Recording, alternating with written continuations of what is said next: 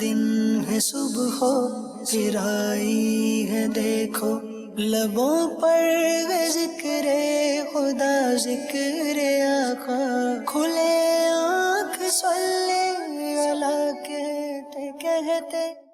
الحمد للہ رب العالمین، الصلاۃ والسلام علی سید الانبیاء والمرسلین، اما بعد فاعوذ باللہ من الشیطان الرجیم، بسم اللہ الرحمن الرحیم۔ الصلاۃ والسلام علیک یا رسول اللہ وعلی آلک واصحابک یا حبیب اللہ، الصلاۃ والسلام علیک یا نبی اللہ وعلی آلک واصحابک یا نور اللہ۔ نبی پاک صاحب الاولاق صلی اللہ تعالی علیہ وآلہ وسلم نے ارشاد فرمایا، تم مجھ پر درود پاک پڑھو، اللہ تعالیٰ تم پر رحمت بھیجے گا۔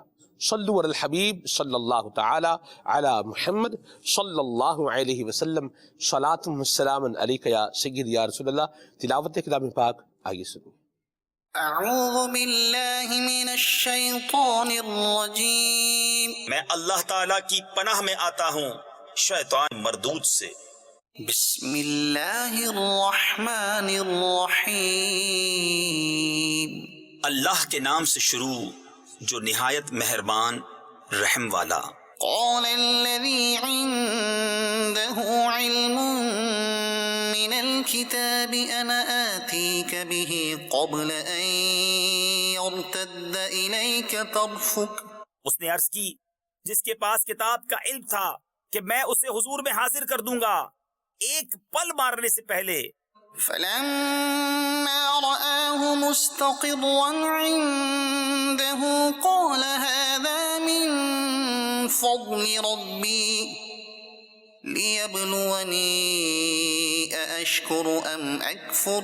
پھر جب سلیمان نے اس تخت کو اپنے پاس رکھا دیکھا، کہا یہ میرے رب کے فضل سے ہے تاکہ مجھے آزمائے کہ میں شکر کرتا ہوں یا ناشکری۔ وَمَن شَكَرَ فَإِنَّمَا يَشْكُرُ لِنَفْسِهِ وَمَن كَفَرَ فَإِنَّ رَبِّي غَنِيٌّ كَرِيمٌ۔ اور جو شکر کرے تو وہ اپنے بھلے کو شکر کرتا ہے، اور جو ناشکری کرے تو میرا رب بے پرواہ ہے، سب خوبیوں والا۔ قال نكروا لها عرشها ننظر أتهتدي أم تكون من الذين لا يهتدون۔ سلیمان نے حکم دیا عورت کا تخت اس کے سامنے وضع بدل کر بیگانہ کر دو کہ ہم دیکھیں کہ وہ راہ پاتی ہے یا ان میں ہوتی ہے جو نا واقف رہے۔ فلما جاءت قيل أهكذا عرشك قالت كأنه هو وأوتينا العلم من قبلها وكنا مسلمين۔ پھر جب وہ آئی اس سے کہا گیا کیا تیرا تخت ایسا ہی ہے؟ بولی گویا یہ وہی ہے، اور ہم کو اس واقعے سے پہلے خبر مل چکی اور ہم فرما بردار ہوئے۔ وصدها ما كانت تعبد من دون الله إنها كانت من قوم كافرين۔ اور اسے روکا اس چیز نے جسے وہ اللہ کے سوا پوچھتی تھی، بے شک وہ کافر لوگوں میں سے تھی۔ قيل لها ادخل الصرح فلما رأته حسبته لجة وكشفت عن ساقيها۔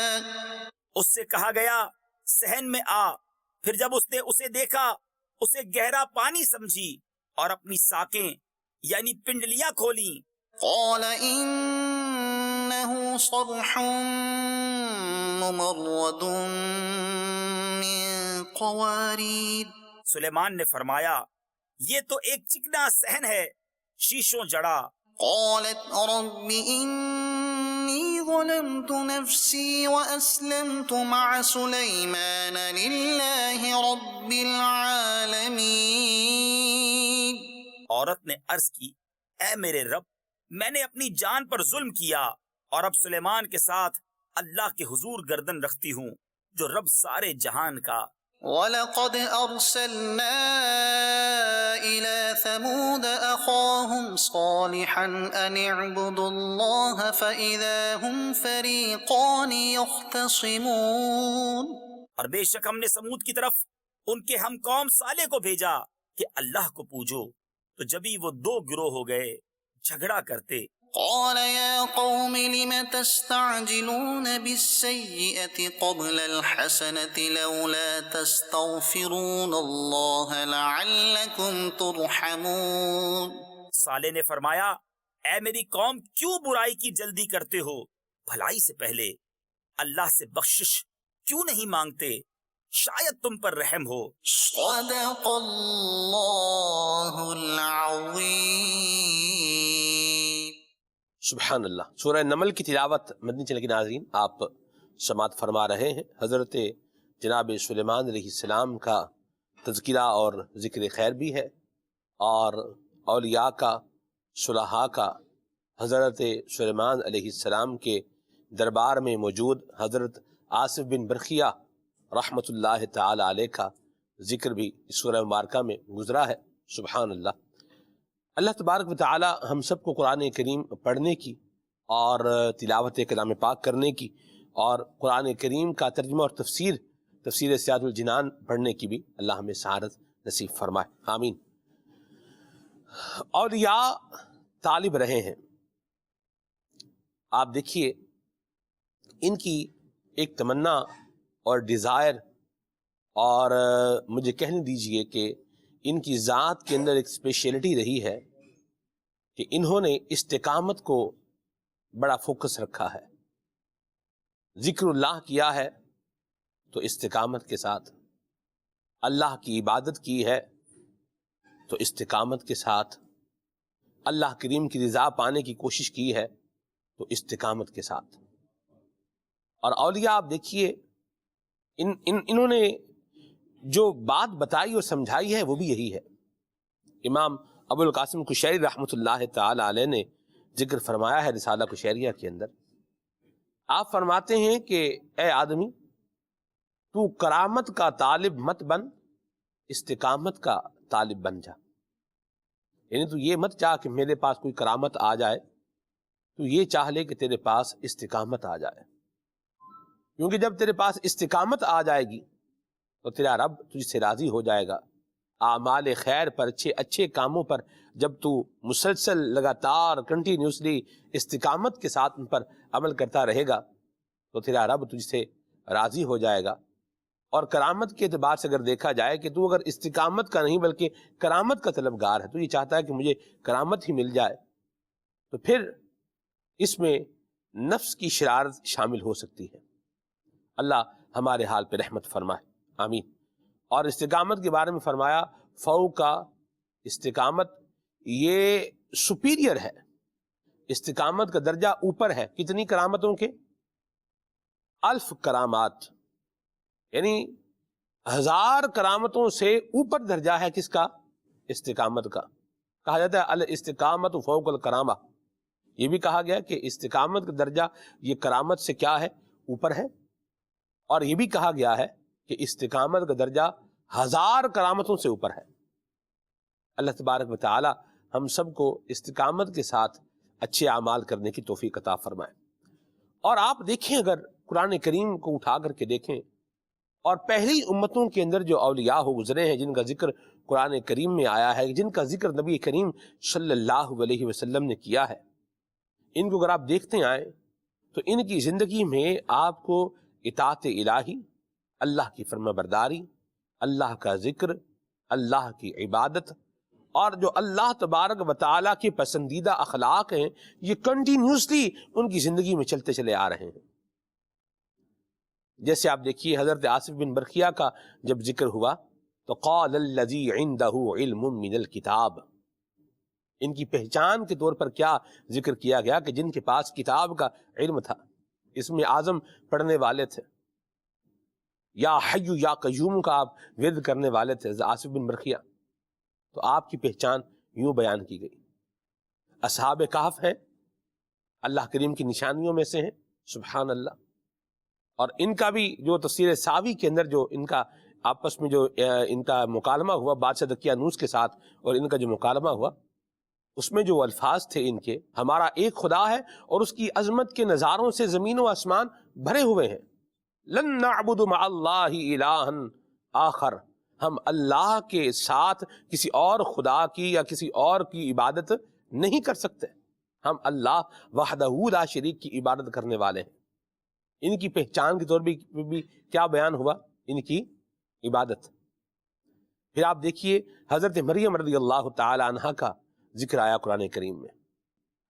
آپ کی جو پہچان بیان ہوئی وہ نماز پڑھنے کی جگہ کے طور پر اس کا ذکر آیا کہ جب بھی زکریا علیہ السلام جہاں پر یہ عبادت کرتی تھیں اللہ کی، وہاں پر جاتے تھے تو دیکھتے تھے کہ بے موسم پھل رکھے ہوئے ہیں۔ قال یا مریم ان لکی ھذا، اے مریم یہ تجھے کہاں سے ملتا ہے؟ تو کہا یہ اللہ کریم کی طرف سے ہے اور اسے اللہ چاہتا ہے بے حساب رزق عطا فرماتا ہے۔ تو ان کی پہچان کے طور پر بھی کیا ذکر کیا گیا؟ کس کو؟ نماز کو، عبادت کو۔ آپ دیکھتے چلے آئیں۔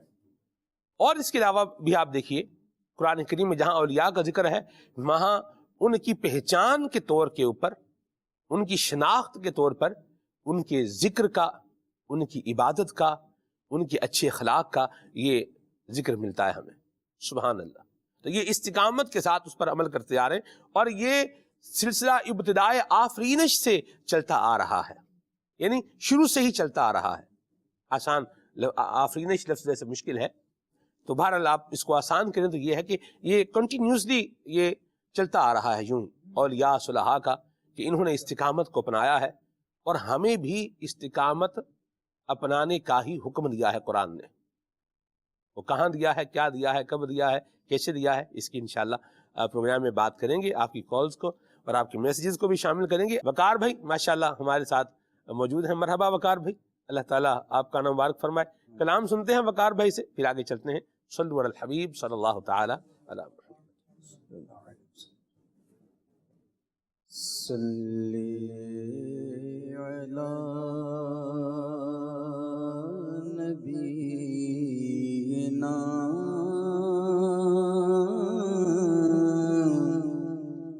صلی علی محمد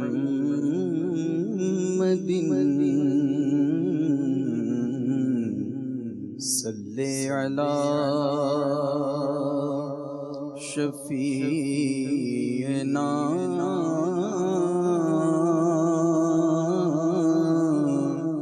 صلی علی محمد۔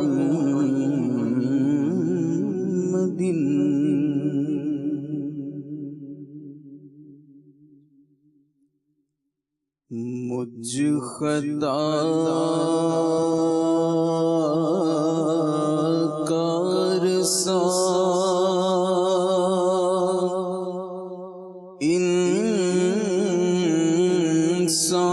انسان مدینے میں رہے،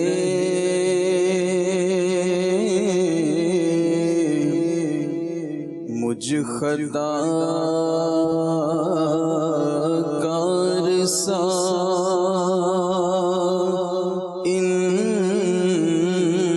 انسان مدینے میں رہے،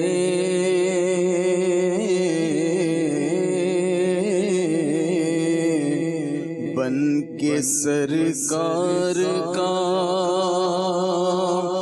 مہمان مدینے میں رہے، بن کے سرکار کا، بن کے سرکار، بن کے سرکار کا مہمان مدینے میں رہے،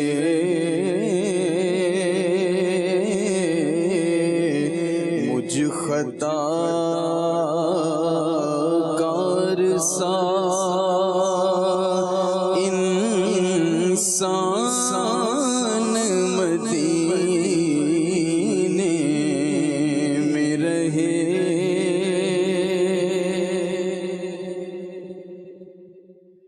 اللہ اللہ سر افروزیے صحرا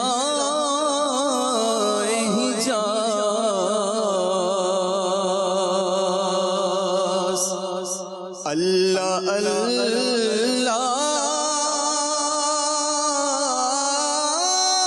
سر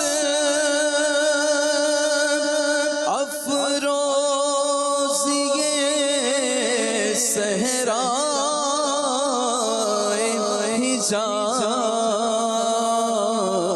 حجاز ساری مخلوق کا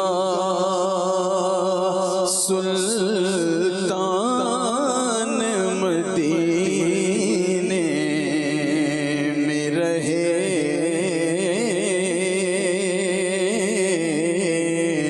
ساری مخلوق کا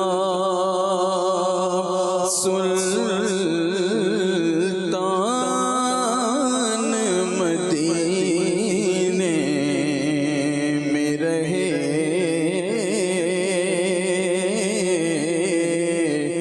مجھ خطا کار سا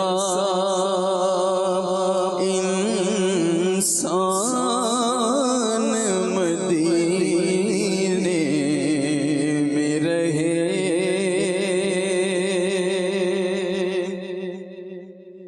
دور رہے کر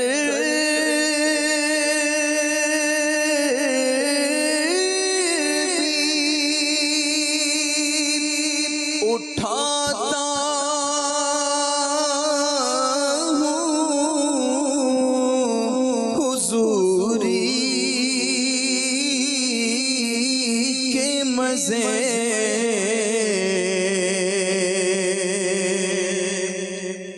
دور رہے کر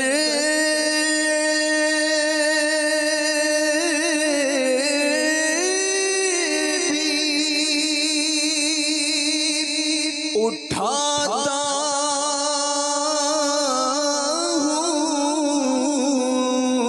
ہوں حضوری کے مزے میں یہاں اور میری جان مدینے میں رہے میں یہاں اور میری میں یہاں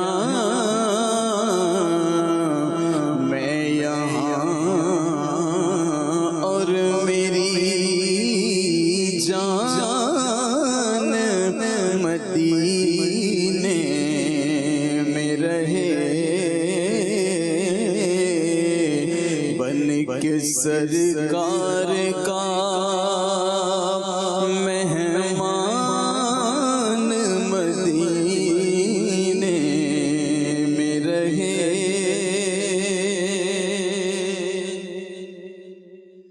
اور ان کی شفقت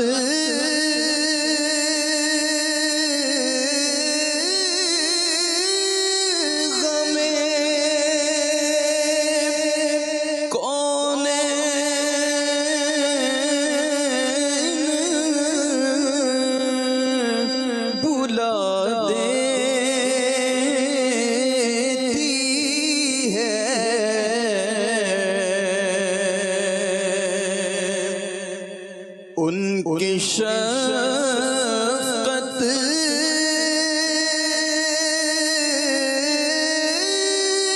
غم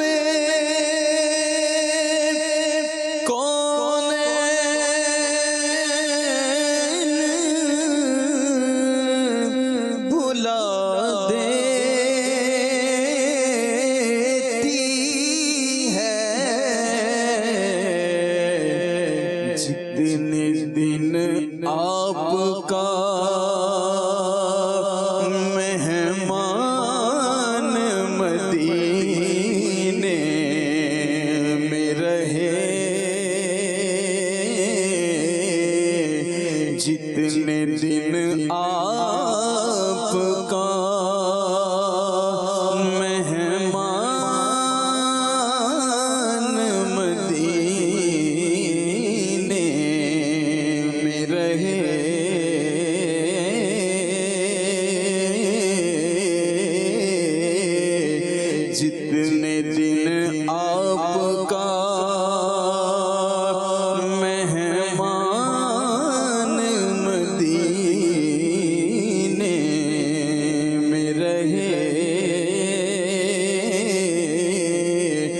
بن کے سرکار کا مہمان مدینے میں رہے، یاد آتی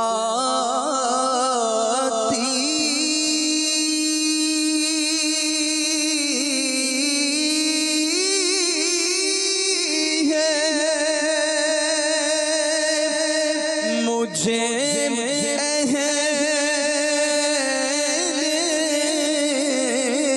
مدینہ کی وہ بات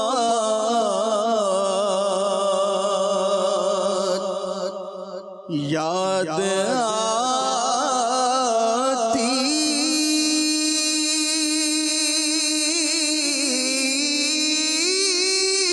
ہے مجھے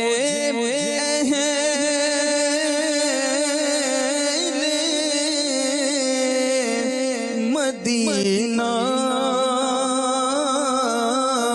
کی وہ بات، زندہ رہنا ہو تو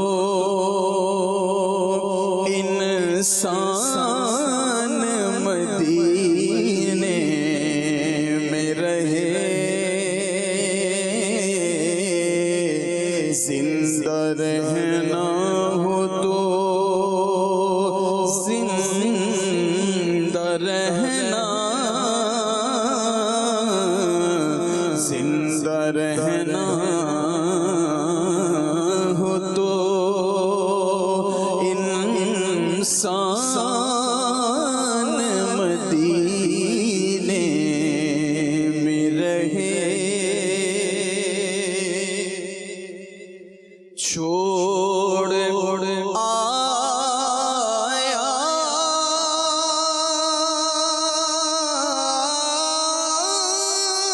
ہوں دل و جان یہ کہہ کر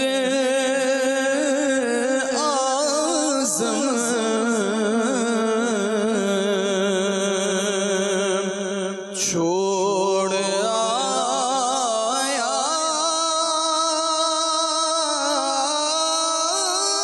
ہوں دل و جان یہ کہہ کر آزم کہ آ رہا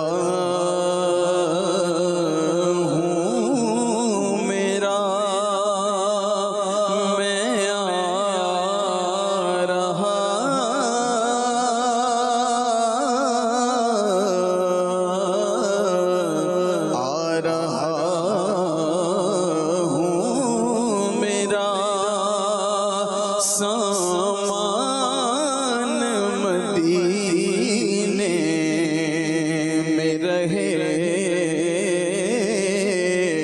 آ رہا ہوں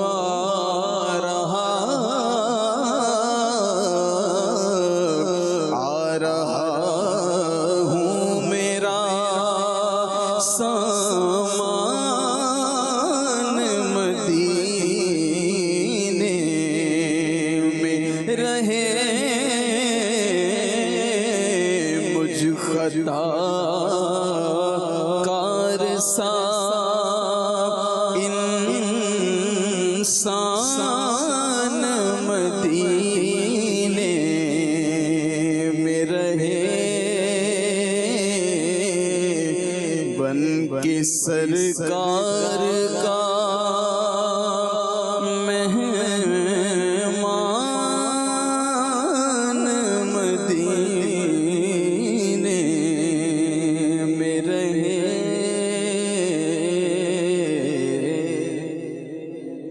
ماشاء اللہ، مرحبا، بہت ہی پیارا کلام سنایا ہے وقار بھائی، اللہ آپ کو برکتیں عطا فرمائے اور اللہ ہم سب کو مکہ مدینے کی حاضری بھی عطا فرمائے اور حضور نبی کریم صلی اللہ علیہ وسلم کی شفاعت بھی اللہ تعالیٰ عطا فرمائے، اور اس راہ میں حائل جتنی رکاوٹیں ہیں اللہ ان سب رکاوٹوں کو دور فرمائے، آمین۔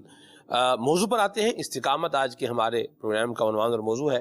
منعیم بھائی، اگر اس کو دیکھیں، استقامت موضوع کو ہم قرآن کریم کی آیات کی روشنی میں دیکھیں تو کیا کہیں گے آپ؟ بسم اللہ الرحمن الرحیم۔ سلمان بھائی، استقامت یہ انتہائی اہم درجہ ہے، جیسا کہ آپ نے شروع میں فرمایا، کرامت سے بھی آگے ہے، اور قرآن میں بھی اس کو کئی مقامات پر بیان کیا گیا کہ جو لوگ ایمان لائے ثم استقاموا، پھر اس پر جو ہے وہ قائم رہے۔ اس طرح احادیث مبارکہ میں بھی ہے کہ ایک صحابی نے عرض کیا، یا رسول اللہ، مجھے اسلام کے بارے میں کوئی ایسی جامع بات بتائیے کہ اس کے بعد مجھے کسی کی ضرورت ہی نہ پڑے۔ تو آقا علیہ السلام نے فرمایا، جب تم یہ کہہ دو کہ میں اللہ پر ایمان لایا تو پھر اس پر ثابت قدم رہو۔ تو استقامت بہت بڑا درجہ ہے۔ تو استقامت کے لیے قرآن و احادیث میں جہاں جہاں اس کا تذکرہ ہوا ہے، وہاں سے سب سے پہلی بات جو سیکھنے کو ملتی ہے وہ یہ ہے کہ استقامت پر بندہ تبھی فائز ہو سکتا ہے کہ جب بندہ علم دین حاصل کرے۔ اس کے لیے سب سے پہلی جو یعنی سورسز میں جو پہلا درجہ ہے وہ علم دین کا ہے۔ ایک بندہ ہے ہی جاہل، تو آپ اس کو کیسے کہہ سکتے ہیں کہ یار یہ بندہ استقامت جو ہے نا وہ حاصل کر لے گا کسی نیک عمل پر یا کسی اچھے کام پر؟ جو ہے استقامت حاصل کرنا، اس پر پختہ ہو جانا، اس پر قائم ہو جانا۔ جب تک بندہ علم دین حاصل نہیں کرے گا، جب تک اس کے پاس دین کا علم نہیں ہوگا، تب تک وہ مستقیم بھی نہیں ہو سکتا۔ یہ دینی معاملات کے حوالے سے ہے، وگرنہ استقامت کی کئی قسمیں ہیں۔ استقامت فرض بھی ہے، استقامت واجب بھی ہے، استقامت مستحب بھی ہے، استقامت حرام بھی ہے، استقامت گناہ بھی ہوتا ہے۔ تو دیکھیں، بعض لوگوں کو آپ نے دیکھا ہوگا بڑی استقامت سے حرام کما رہے ہوتے ہیں اور بڑی استقامت سے گناہوں پر گناہ کیے جا رہے ہوتے ہیں۔ تو یہ جو استقامت ہے یہ بڑی مذموم استقامت ہے۔ تو استقامت جس کا حکم ہمیں قرآن اور احادیث دیتی ہیں وہ استقامت ہے جو گناہوں سے بچتے ہوئے نیکیوں پر جو ہے نا وہ اختیار کی جائے، یعنی نیکیوں کے اوپر جو ہے وہ بندہ ثابت قدم رہے۔ یہی استقامت کی تعریف بھی جو ہے علماء کرام نے کی ہے کہ گناہوں سے بچتے ہوئے نیکیوں پر ثابت قدم رہنا یہ استقامت ہے۔ اور یہ استقامت کے لیے کئی جو ہے نا اس کے ذرائع بتائے گئے ہیں کہ کون کون سا ذریعہ اختیار کیا جائے۔ ان میں سے پہلا جو ذریعہ بتایا گیا ہے وہ علم دین کا حصول ہے۔ جب تک بندہ علم دین حاصل نہیں کرے گا تب تک وہ نیک اعمال پر استقامت حاصل نہیں کر سکتا۔ اگر بندہ جاہل کا جاہل ہی رہے گا، کورے کا کورا ہی رہے گا، تو پھر وہ بندہ استقامت حاصل کر ہی نہیں سکتا، کیونکہ کوئی ایک کام کرے گا کچھ دنوں کے بعد پھر وہ کام چھوڑ دے گا۔ تو استقامت کے لیے جو بنیادی درجہ ہے سلمان بھائی وہ یہ ہے کہ بندہ علم دین حاصل کرے۔ جب دین کا علم حاصل کرے گا، اس چیز کے متعلق مکمل طور پر نالج لے گا، تب جا کر اس کو پتا چلے گا کہ یار یہ میں نے کام کیسے کرنا ہے۔ ہمارا المیہ یہ ہے سوسائٹی کا کہ ہم جو ہے وہ دنیاوی معاملے کے اندر تو مکمل معلومات لیتے ہیں۔ کسی نے کوئی کاروبار کرنا ہو نا، جب تک اس کاروبار کرنے والے سے متعلق جتنی بھی معلومات ہوتی ہیں وہ اکٹھی نہ کر لے، کاروبار شروع نہیں کرتا۔ کیوں بھائی؟ ادھر مال ضائع ہو جائے گا۔ اگر میں اچھا خاصا ادھر لاکھوں کا انویسٹمنٹ کر دوں اور بعد میں پتہ چلے میرے ساتھ فراڈ ہو گیا ہے، دھوکہ ہو گیا ہے، میرے ساتھ جو ہے وہ نقصان ہو گیا، تو پھر بندہ کہاں سے بھرے گا؟ ساری زندگی کی جو میں پونجی لگا دی وہ ساری کی ساری ضائع ہو گئی۔ تو بندہ بڑی عقل سے اور دانش سے کام لیتا ہے کہ یار یہاں پر میں نے مال لگانا ہے، تو مکمل طور پر معلومات لیتا ہے، تب جا کر وہ کام کرتا ہے اور پھر استقامت کے ساتھ کام کرتا ہے۔ تو آہستہ جو ہے وہ چھوٹی دکان ہوتی ہے، پھر بڑی بنتی ہے، پھر 2 دکانیں بنتی ہیں، پھر فیکٹری بنتی ہے، پھر 2 فیکٹریاں بنتی ہیں، پھر ایسے ہی وقت آتا ہے کہ اس کے بعد بہت سارا مال بھی جمع ہو جاتا ہے اور اس کے بعد اچھا خاصا کاروبار بھی اس کا پھیل جاتا ہے۔ تو جس طرح دنیا کے معاملے میں ہم استقامت اختیار کرتے ہیں، اسلام کا حکم یہ ہے، قرآن کا حکم یہ ہے، احادیث یہ بتاتی ہیں کہ دین کے معاملے میں بھی استقامت اختیار کی جائے، اور جو بھی بندہ چیز حاصل کرے اس کی مکمل طور پر پہلے علم دین حاصل کرے، اور تب جا کر ہی بندہ جو ہے وہ استقامت کے درجے پر فائز ہو سکتا ہے۔ علم دین بھی ہو اور پھر اس کے ساتھ ایفرٹ بھی ہو، کوشش بھی ہو، اور لگن بھی درکار ہے اس کے لیے کہ مجھے کس سمت میں جو ہے وہ آگے بڑھنا ہے اور کس طرف آگے جانا ہے۔ شاہ صاحب، اگر ایک اور بات کو جو ہے وہ دیکھا جائے، لوگ جو ہے وہ مستقل مزاج اس میں جو ہے وہ اس لیے بھی بعض اوقات نہیں ہوتے، توجہ بھی انسان کی مختلف چیزیں اس کی توجہ بھی ڈسٹریکٹ جو ہے وہ کر رہی ہوتی ہیں، کبھی اس طرف کبھی اس طرف، کبھی ادھر کبھی ادھر۔ تو کیا خیال آپ فرماتے ہیں کہ ہمارا جو نظریہ ہے، ہمارا جو ذہن ہے، ہمارا جو دھیان ہے، یہ بھی ایک سمت میں، درست سمت میں جو ہے وہ لگا رہے اور ہم درست سمت میں جو ہے وہ آگے بڑھتے رہیں اور کنٹینیوسلی آگے بڑھتے رہیں؟ اس کے لیے ہمیں کیا کرنا پڑے گا؟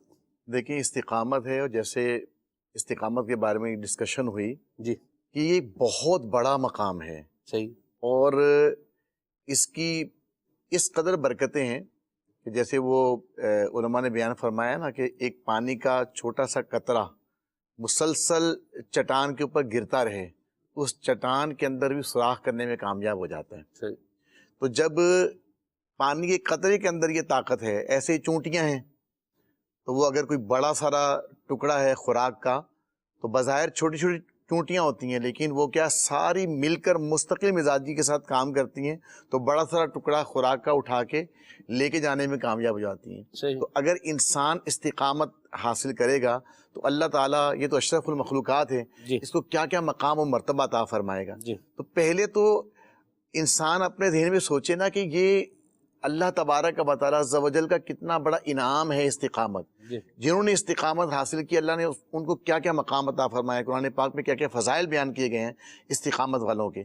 تو اب جب یہ ساری چیزیں ذہن میں رکھے گا کہ یہ بہت بڑا مقام ہے, اب اس کے حصول کے لیے اس کو پانے کے لیے جستجو اور کوشش کرے گا اور پھر اپنا فوکس رکھے گا کہ مجھے جو ہے اگر منزل پر پہنچنا ہے اس کو منزل کی تعین ہی نہیں کرتا کہ میں نے فلاں جیسے چوٹی سر کرنی ہے تو میں نے اس چوٹی پہ جانا ہے. اب اس کو فوکس کرے گا کہ یہ میری منزل ہے, استقامت میری منزل ہے, میں نے نمازوں میں استقامت پانی ہے, میں نے روزوں میں استقامت پانی ہے, میں نے خوش اخلاقی اپنانی ہے, میں نے نبی پاک علیہ السلام کی سنتوں پر جو ہے وہ استقامت پانی ہے. اب اپنا پہلے فوکس کرے کہ مجھے یہ کام کرنا ہے, اپنے ساتھ کمٹمنٹ کر لے, اپنے ساتھ جو ہے وہ ایک عہد کر لے, اپنے ساتھ ایک جو ہے وہ پکا والا وعدہ کر لے کہ مجھے یہ کام کرنا ہے. اب کام کرنا ہے تو اس راہ میں جو ہرڈلز آئیں گی, پریشانیاں آئیں گی, اس کو مجھے فیس کرنا ہے. اور اب کیا ہے, اب جب فوکس کرے گا نا کہ مجھے میری منزل یہ ہے, مجھے یہاں پہنچنا ہے, اب اس راہ میں جو رکاوٹیں آئیں گی اس کو وہ ہرڈلز کو دور کرتا چلا جائے گا, استقامت کے ساتھ آگے بڑھتا چلا جائے گا. تو اللہ نے چاہا تو اللہ تبارک و تعالیٰ اسے استقامت کی دولت سے نوازے گا, اور استقامت مل گئی تو انشاءاللہ عز و جل دنیا اور آخرت میں, قبر و آخرت میں ہر جگہ پہ خیر ہی خیر ہو جائے گی انشاءاللہ تعالیٰ. کیا بات ہے شاہ جی. تو فوکس جو ہے وہ انسان کو رکھنا ہے. جب تک فوکس نہیں ہوگا نا اس وقت تک بات بنے گی نہیں, ورنہ کیا ہے کبھی ادھر چلا جائے گا کبھی ادھر چلا جائے گا. راہ متعین ہو کہ مجھے یہ ٹارگٹ اچیو کرنا ہے تو اللہ نے چاہا تو انشاءاللہ عز و جل یہ اس ٹارگٹ کو اچیو کرنے میں کامیاب ہو جائے گا. بڑی پیاری بات کہی, مرحبا, سبحان اللہ. نیکیوں کی جزائیں اور گناہوں کی سزائیں بننا پڑے, اور پھر دیکھ لے کہ میں جس سمت میں قدم آگے بڑھا رہا ہوں یہاں پر آگے جانے سے مجھے یہ سب کچھ ملے گا, تو اسی سمت میں آگے بڑھتا جائے گا.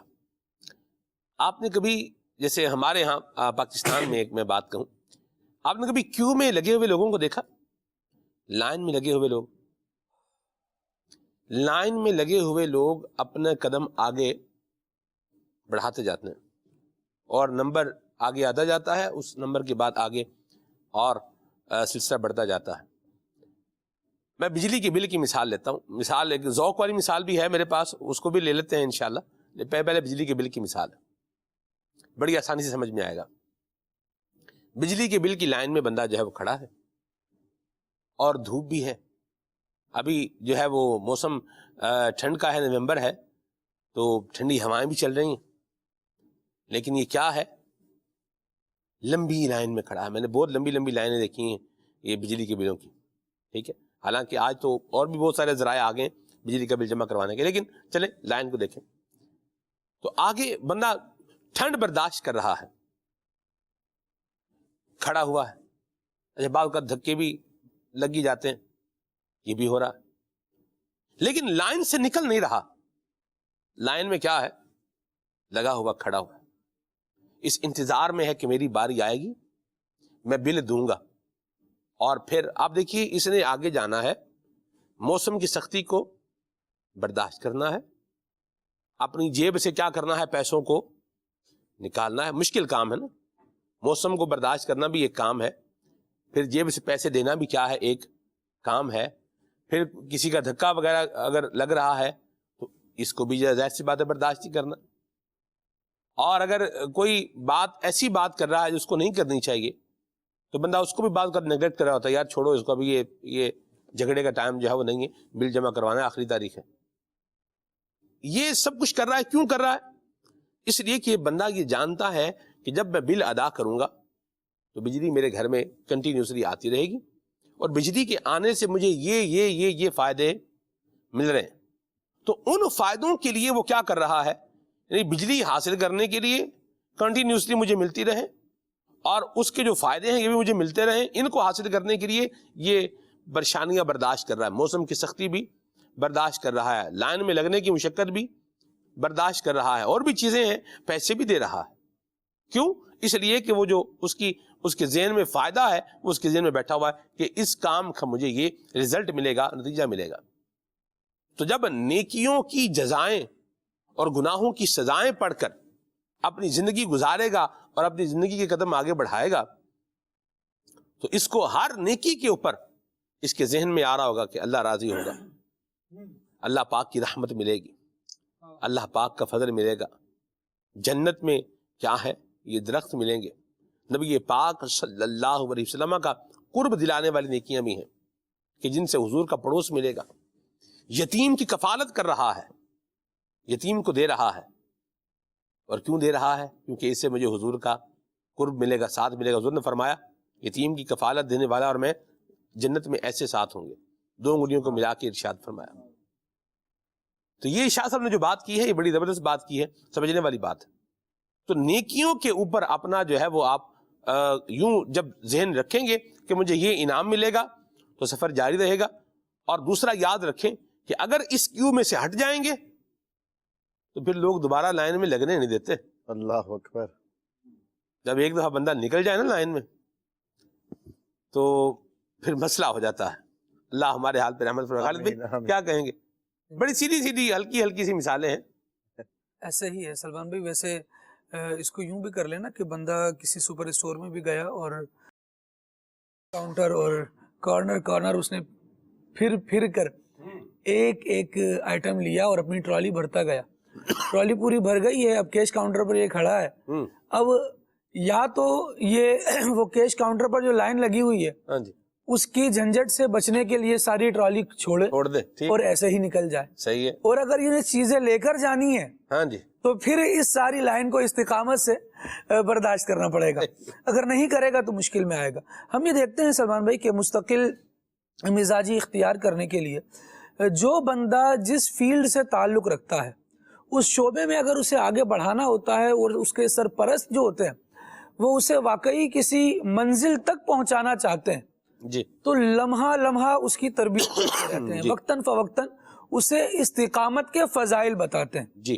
اب دیکھیں کوئی بندہ علم حاصل کر رہا ہے تو بار بار اساتذہ اس کو آ کر بار اس کے ٹیچرز آ کر اس کو بتائیں گے بیٹا پڑھو گے تو یہ ہوگا, پڑھو گے تو یہ ملے گا, اتنی بڑی جاب, اتنی بڑی ویکینسی, اتنی بڑی چیز یا یہ صلاحیت آپ میں پڑھنے سے پیدا ہوگی. وہ بچپن میں ایک ہم سنتے تھے شعر تھا کسی نظم کا کہ پڑھو گے لکھو گے بنو گے نواب, کھیلو گے کودو گے ہوگے خراب.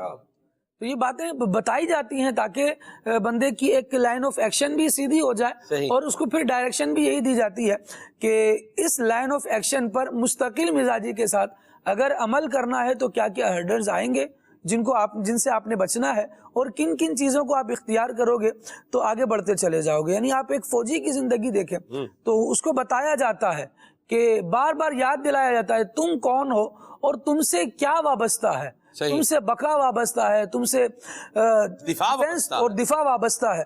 یہ ساری چیزیں اسے بتائی جاتی ہیں. ڈاکٹر کو بار بار بتایا جاتا ہے تم سے مریض کی صحت وابستہ ہے, مریض کی زندگی تم سے وابستہ ہے. آپ جس فیلڈ کو لے لیں اس فیلڈ میں مستقل رہنے کے لیے بار بار اس کو تاکید کی جاتی ہے. ایک ہی سبق ہوتا ہے کہ دیکھو لگے رہو, چھوڑ کے جاؤ گے اتنا بڑا فائدہ چھوٹ جائے گا. ایک ہی سبق ہوتا ہے لیکن بار بار سننے سے بندہ اکتاتا نہیں ہے. کیوں نہیں اکتاتا؟ کیونکہ اسے بھی آخر میں ایک منزل نظر آ رہی ہوتی ہے. آپ قرآن و حدیث کا مطالعہ کیجئے, پچھلی قوموں کے حالات بیان کیے جائیں گے, اس میں ان کی فضیلتیں بھی بیان ہوں گی کہ ان پر یہ اللہ کریم نے انعام فرمایا, اور اگر کسی نے غلطی کی تو اس کی غلطی کو بھی بیان کیا جائے گا. پھر مسلمان کے سامنے ایک اصول, ایک ضابطہ رکھ دیا جائے گا کہ اللہ کریم نیکیوں کو پسند فرماتا ہے اور گناہوں کو ناپسند فرماتا ہے. نیکی کرنے والے کو جزا, ثواب اور انعام عطا فرمائے گا اور گناہ کرنے والے کو سزا, عقاب اور اس کا انجام برا ہوگا. یہ ساری چیزیں اس کو بتائی جاتی ہیں. پھر جب بندہ قرآن پڑھتا ہے تو یہ قرآن اسے استقامت کی طرف لاتا ہے.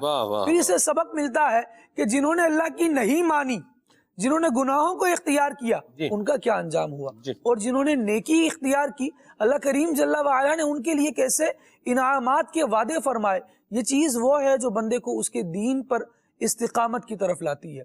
نبی کریم صلی اللہ تعالیٰ علیہ وآلہ وسلم نے اپنے صحابہ کو وقتاً فوقتاً اس کی ترغیب دلائی، اس پر تربیت فرمائی اپنے صحابہ کی، جی حتیٰ کہ یہاں تک تربیت فرمائی سلمان بھائی کہ ارشاد فرمایا کہ بہتر عمل وہ ہے جو تھوڑا ہو لیکن ہو مستقل مزاجی کے ساتھ۔ صحیح۔ اب دیکھیں معمولات صوفیہ میں سے مشائخ کرام اپنے مریدین کو اوراد و وظائف پڑھنے کی تلقین ارشاد فرماتے ہیں، صحیح۔ اگرچہ ان کے وظائف کا، ان کے اوراد کا پورا مجموعہ ہوتا ہے، لیکن اس میں ایک عبارت آپ کو بڑی کامن ملے گی، اپنے لیے وہی وظائف منتخب کیجئے جنہیں نبھا سکیں۔ صحیح۔ یہ کیا بات ہے؟ یعنی یہ نہ ہو کہ آپ نے ایک عمل آج کر لیا شروع جی اور کل آپ اس کو پھر چھوڑے بیٹھے ہیں، بلکہ وہی نبی پاک علیہ الصلوۃ والسلام کا پیارا فرمان اس کے پیچھے جلوہ فرما ہوتا ہے کہ بہترین عمل وہ ہے جو تھوڑا ہو لیکن ہو مستقل مزاجی کے ساتھ۔ واہ واہ۔ بندے کی یہ مستقل مزاجی اللہ رب العالمین جل وعلا کو بہت پسند ہے، جس طرح آپ نے ارشاد فرمایا کہ رسالہ کشیریہ میں بیان کیا گیا کہ اللہ تبارک و تعالیٰ تم سے کرامت طلب نہیں کرتا، تمہیں استقامت کا پابند دیکھنا چاہتا ہے۔ اللہ تبارک و تعالیٰ کو یہ پسند ہے کہ تم استقامت اختیار کرو۔ اب بندہ اگر فرائض میں استقامت اختیار کرتا ہے تو بھی بہت اچھا ہے، اور فرائض کے ساتھ ساتھ مستحبات، سنن و نوافل پر استقامت اختیار کرتا ہے تو پھر اس کے درجے اور بلند ہوتے ہیں، حتیٰ کہ اگر یہ مستقیم ہی رہتا ہے آمنو وکانو یتقون کا مصداق بن جاتا ہے کہ ایمان والا ہوا اور کانو یتقون، یعنی آپ کے پاسٹ میں کنٹینیوسلی آپ یہ کام کرتے رہے، ماضی جو گزارا سارا ماضی عبارت رہا کہ پورے ماضی میں ہی بندہ تقوی اختیار کیے رہا۔ رب العالمین نے انہیں ہی تو اولیاء ارشاد فرمایا، انہیں ہی تو ارشاد فرمایا کہ اب ان پر کچھ خوف نہیں ہوگا۔ خوف کیوں نہیں ہوگا؟ مفتی احمد یار خان نعیمی رحمۃ اللہ تعالی علیہ نے اس کے تحت ایک بات بڑی پیاری کی اور ارشاد فرمایا کہ ان کو خوف اس لیے نہیں ہوگا کیونکہ ان کا ماضی جو ہے وہ تقوی سے عبارت ہے، اس میں تقوی ہی رہا تھا۔ اب خوف اس لیے نہیں ہوگا کہ ماضی میں کوئی ایسی غلطی کی نہیں کہ جس کی وجہ سے نقصان کا اندیشہ ہو، اور غمگین اس لیے نہیں ہوں گے کہ ایسا کوئی کام کر نہیں رہے جو ان کو بعد میں برا نتیجہ دکھائے۔ جب مستقل مزاجی تقوی کو اختیار کرتا ہے، مستقل مزاجی کے ساتھ اللہ تبارک و تعالیٰ اسے ولایت عطا فرماتا ہے، پھر فرشتے بھی نازل ہوتے ہیں، پھر فرشتے آتے ہیں تو یہ کہتے ہیں کہ تتنزل علیہم الملائکہ اللہ تخافوا ولا تحزنوا، جب تم نے استقامت اختیار کی ہے تو پھر تمہیں ڈرنا نہیں ہے، تمہیں خوف زدہ نہیں ہونا، بلکہ وَأَبْشِرُوا بِالْجَنَّةِ الَّتِي كُنْتُمْ تُوعَدُونَ، جس جنت کے شوق میں تم نے اللہ رب العالمین جل وعلا کے حکم پر عمل کرتے ہوئے استقامت کو اختیار کیا ہے، اب ہم تمہیں آ کر اس جنت کی خوشخبریاں دیں۔ سبحان اللہ، میں قربان جاؤں، کیا بات ہے خالد بھائی، اللہ برکت دے۔ وَقَانُوا يَتَّقُونَ، یہ جو کانو یتقون ہے نا جی، یہ لفظ ہی اولیاء کی عبادت اور ان کی استقامت کو بیان کر رہا ہے۔ سبحان اللہ۔ کانو یتقون یہ مضارع کا صیغہ نہیں ہے، یہ ماضی استمراری کا صیغہ ہے۔ کانا جب ماضی کے صیغے پر آئے تو وہ ماضی بعید کا معنی پیدا کرتا ہے، اور کانا جب مضارع کے صیغے کے ساتھ شامل کیا جائے، جیسے کانا یعبدو، تو کانا یعبدو یہ مضارع نہیں ہے، یہ ماضی استمراری ہے، پاسٹ اینڈ کنٹینیو ہے۔ یہ کانا یعبدو وہ عبادت کیا کرتا تھا، وہ عبادت کیا کرتا تھا، پاسٹ اینڈ کنٹینیو ہے، ٹھیک ہے۔ تو ایسے ہی کانو یتقون، وہ سب تقوی اور پرہیزگاری اختیار کیے ہوئے تھے، یعنی یہ ان کی زندگی کا ایک انداز تھا کہ وہ تقوی، پرہیزگاری، اللہ کی عبادت، اچھے اخلاق کو اپنا کر کے رکھتے تھے، معاملات اپنے اچھے ستھرے پاکیزہ رکھتے تھے۔ تو اولیاء کی زندگی میں استقامت کا دیکھیں یوں بھی اللہ کریم نے جو ہے بیان فرمایا ہے۔ اور آپ اولیاء کی، صلحاء کی، اگر آپ ان کی تعریفات کو اگر آپ دیکھیں کہ کن کو اس کیٹیگری میں درجے میں رکھا گیا ہے، ڈیفینیشن کیا ہے، تو اس میں بھی آپ کو یہی ملے گا کہ یہ اللہ تبارک و تعالیٰ کی فرما برداری کرتا رہے۔ یہ نہیں کہ آج فرما برداری کر رہا ہے کل کہیں اور چلا گیا ہے، جیسے ہمارے ہاں بعض اوقات کیا کرتے ہیں، جو پرابلم ہے اس کو بھی ڈسکس کرنا چاہیے اور لینا چاہیے. ہم کیا کرتے ہیں، ہم جب نیکی کرتے ہیں تو اس وقت تو ہم یہ ذہن بناتے ہیں کہ ہم اپنی آخرت کی تیاری کے لیے کر رہے ہیں، ہم دین دار ہیں، دین کو فراموش نہیں کیا جا سکتا. بڑی اچھی بات ہے، یہاں تک بڑی اچھی بات ہے. اس سے نہ ڈینائل کیا جا سکتا ہے اور نہ ہی اس کا جو ہے اس کو اپوز کیا جا سکتا ہے. یعنی آپ اس کے مخالف بات بھی نہیں کہہ سکتے. اچھی بات ہے، بندہ نیکی کر رہا ہے، جی دین ہے، ہم اپنے دین کو کمپرومائز جو ہے وہ نہیں کر سکتے اور ہم اس کو نہیں چھوڑ سکتے. ہم جو حکم ہے ہمیں ملا ہے وہ ہم کریں گے، بہت اچھی بات ہے. لیکن جب کوئی الٹا کام کر رہے ہیں تو اس میں کیا، اجی دنیا ہے، دنیا کو بھی ساتھ لے کے چلنا ہے، یہ درست نہیں ہے بہرحال. اور عموماً لوگ اس طرح کی بات وہیں پر کرتے ہیں جہاں وہ کام غلط کر رہے ہوتے ہیں، اور ان کو کہا جائے دیکھیے یہ دین اسلام کے خلاف ہے، یہ تعلیمات اسلامیہ کے کیا ہے، خلاف ہے، درست نہیں ہے. بندہ آج کیا کریں، یہ دنیا کو بھی لے کے چلنا پڑتا ہے، کیا کریں، ہمیں یہی حکم ہے، دین دنیا کو ساتھ لے کے چلو. آپ دکھائیے کہاں پہ حکم ہے یہ ہے رومرز، افواہیں، لوگوں کے منہ کی باتیں. دین اسلام ایسا دین ہے جس نے ہر شے کو بیان کیا ہے. ایسا نہیں ہے کہ یہ عبادت ہے لہذا تمہیں یہ طریقہ اختیار کرنا ہے، باقی تمہاری مرضی، جو مرضی کرتے رہو. ایسا نہیں ہے، چیزوں کو بڑے طریقے سے بیان کیا ہے. دنیا میں کیسے رہنا ہے، یہاں پر کیسے سسٹین کرنا ہے اس زندگی میں، یہ بھی بتایا ہے. اور اس کے مطابق اگر یہ کر رہا ہے تو اس کو آخرت کا اجر و ثواب بھی ملے گا. اور عبادت کی کیا کیا ذمہ داری ہے اسی دنیا میں رہتے ہوئے یہ بھی بتایا گیا ہے. تو ہم یہ اپنا ذہن بنائیں کہ ہم نے اللہ کی رضا والے کام ہی کرنے ہیں. جب ہم اچھے کام کر رہے ہیں، جب ہمارا یہ ذہن بنا ہوا ہے کہ ہم اپنے دین پہ کمپرومائز نہیں کریں گے، جب ہمارا یہ ذہن ہے کہ ہم دین اسلام کے احکامات پر عمل کریں گے، تو پھر ہمیں گناہوں سے اپنے آپ کو بچانا چاہیے. منیم بھائی کیا کہیں گے آپ؟ جی بے شک درست فرمایا ہے کہ جو بندہ استقامت اختیار کرتا ہے اللہ تبارک و تعالیٰ اس کو دنیا کے دکھ سے شروع فرماتا ہے. بندہ جب کوشش کرتا رہتا ہے، لگن کے ساتھ کام کرتا رہتا ہے، تو پھر ایک وقت ایسا آتا ہے کہ پھر اللہ تبارک و تعالیٰ اس کو یہ مقام عطا فرماتا ہے کہ وہ اس درجے پر جو اس کو استقامت ہوتی ہے اس میں اللہ تبارک و تعالیٰ کی طرف سے بھی مدد شامل حال ہو جایا کرتی ہے. کیونکہ بندے کی اپنی کوشش ہوتی ہے، اخلاص کے ساتھ جب بندہ لگا رہتا ہے تو پھر اللہ تبارک و تعالیٰ اس کو یہ درجہ عطا فرماتا ہے کہ اللہ کی رحمت اس کے شامل حال ہوتی ہے اور وہ بندہ بآسانی جو ہے وہ نیک لوگوں کی صحبت بھی اختیار کر لیتا ہے، علم دین بھی حاصل کر لیتا ہے، اور اس طرح وہ اپنے یعنی جو اس کا مستقبل ہے، جو اس کی منزل ہے، وہاں تک پہنچ جایا کرتا ہے. اور استقامت یہ گناہوں سے بچنے کا بڑا بہترین ذریعہ ہے، لیکن یہ اس وقت ہی ہوگا کہ جب بندہ اچھے لوگوں کی صحبت اختیار کرے. اگر اس کا اٹھنا بیٹھنا ہی اوباش لوگوں کے ساتھ ہے، اگر اس کا اٹھنا بیٹھنا ہی جہلاء کے ساتھ ہے، تو پھر وہ بے پر کی باتیں جو ہے نا وہ اس کے ذہن میں بیٹھیں گی، جیسا کہ آپ نے ابھی فرمایا کہ دین و دنیا کو ایک ساتھ لے کر کے چلنا ہے اور اس طرح کی باتیں. اور بسا اوقات کسی اہل علم سے جو ہے وہ کوئی غلطی ہو جائے تو عوام اس کو چھوڑتی نہیں ہے، اور اگر کسی جاہل سے بہت بڑا بلنڈر بھی ہو جائے تو یہ کہہ کے چھوڑ دیا جاتا ہے یار اس کو تو پتہ ہی نہیں تھا. حالانکہ اسلام کا حکم یہ ہے کہ اگر کسی اہل علم سے خطا ہو جائے نا تو اس کا کم گناہ ہے، لیکن کسی جاہل سے گناہ ہو تو اس کا ڈبل گناہ ہے. جیسا کہ کنز العمال کی حدیث بھی ہے کہ ذنب العالم ذنب واحد، کہ عالم کا گناہ ایک گناہ ہے اور ذنب الجاہل ذنبان، اور جاہل کا جو گناہ ہے اس کو دو گناہ ملے، ڈبل گناہ ہے. اس کی وجہ یہی ہے کہ ایک حالت کا گناہ اس کو ملنا ہے. نہیں جی میں نے سیکھا نہیں تھا، یہ کوئی عذر نہیں ہے. 500 کے نوٹ کا اور 5000 کے نوٹ کا پتہ سب کو ہوتا ہے، پتہ نہیں ہوتا اور صرف دین کا پتہ نہیں ہوتا، تو یہ کوئی عذر نہیں ہے. تو لیکن عالم کا جو گناہ ہے فرمایا کہ وہ کم گناہ ہے، کہ اس کو صرف گناہ کا گناہ ملے گا، جہالت کا گناہ نہیں ملے گا. تو اس طرح جو علم دین ہے، جو بندہ علم دین حاصل کر لے گا اس کے بعد اس کو استقامت حاصل ہوتی ہے، اور وہ پھر جو ہے نا تمام معاملات کے اندر اس کے لیے آسانیاں بھی پیدا کر دی جاتی ہیں. جو بندہ اللہ کی راہ میں چلتا ہے، اللہ تبارک و تعالیٰ کے بتائے ہوئے احکام پر عمل کرنے کی کوشش کرتا ہے، پھر رب کا بھی بڑا خاص فضل و کرم ہوتا ہے. ایسے کئی مثالیں آپ کے سامنے موجود ہیں، بالخصوص ہمارے شیخ طریقت امیر اہل سنت کی مثال موجود ہے آج کل کے دور کے اعتبار سے، کہ ان لوگوں نے کس طرح دین کے بتائے ہوئے راستے پر چلے ہیں. تو اللہ تبارک و تعالیٰ نے کیسی شان عطا فرمائی ہے کہ استقامت کے ساتھ چلتے رہے ہیں